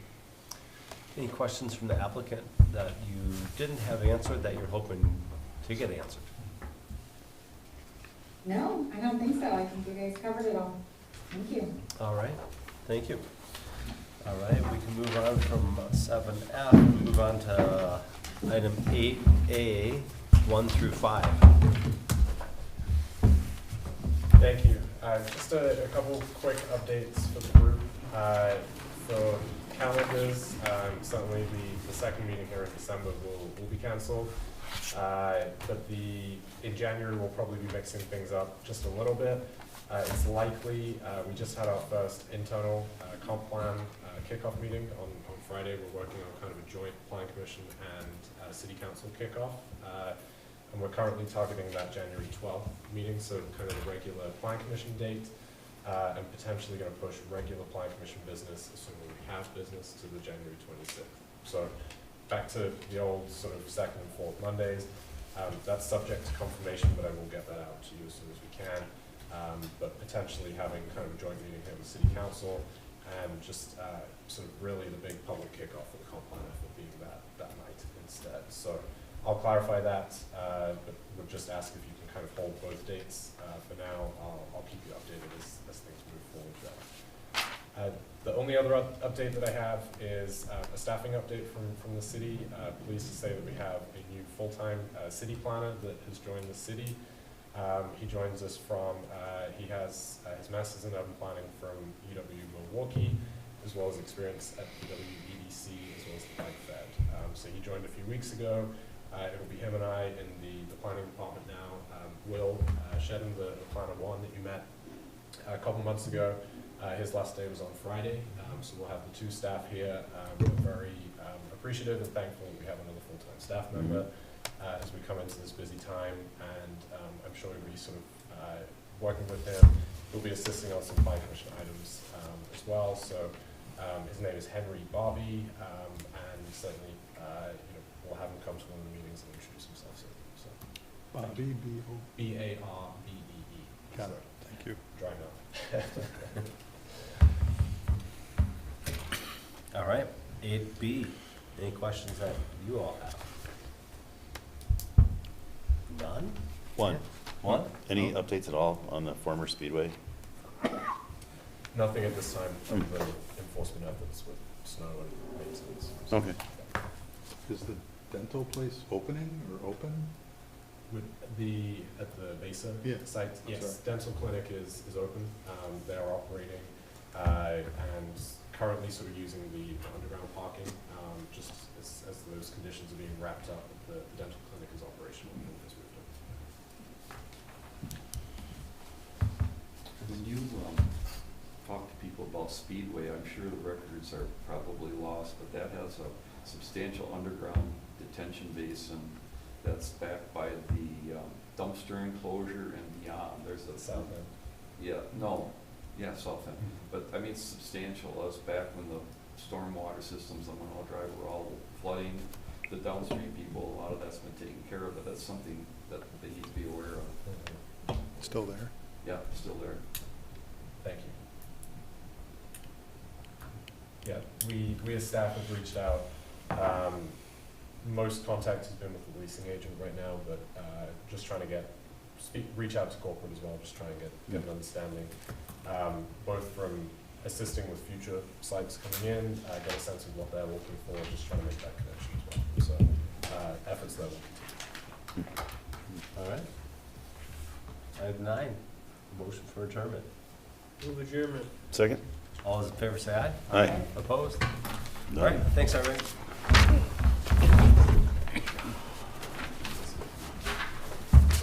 I lost Ralph, because you probably would have said, well, and I said way over.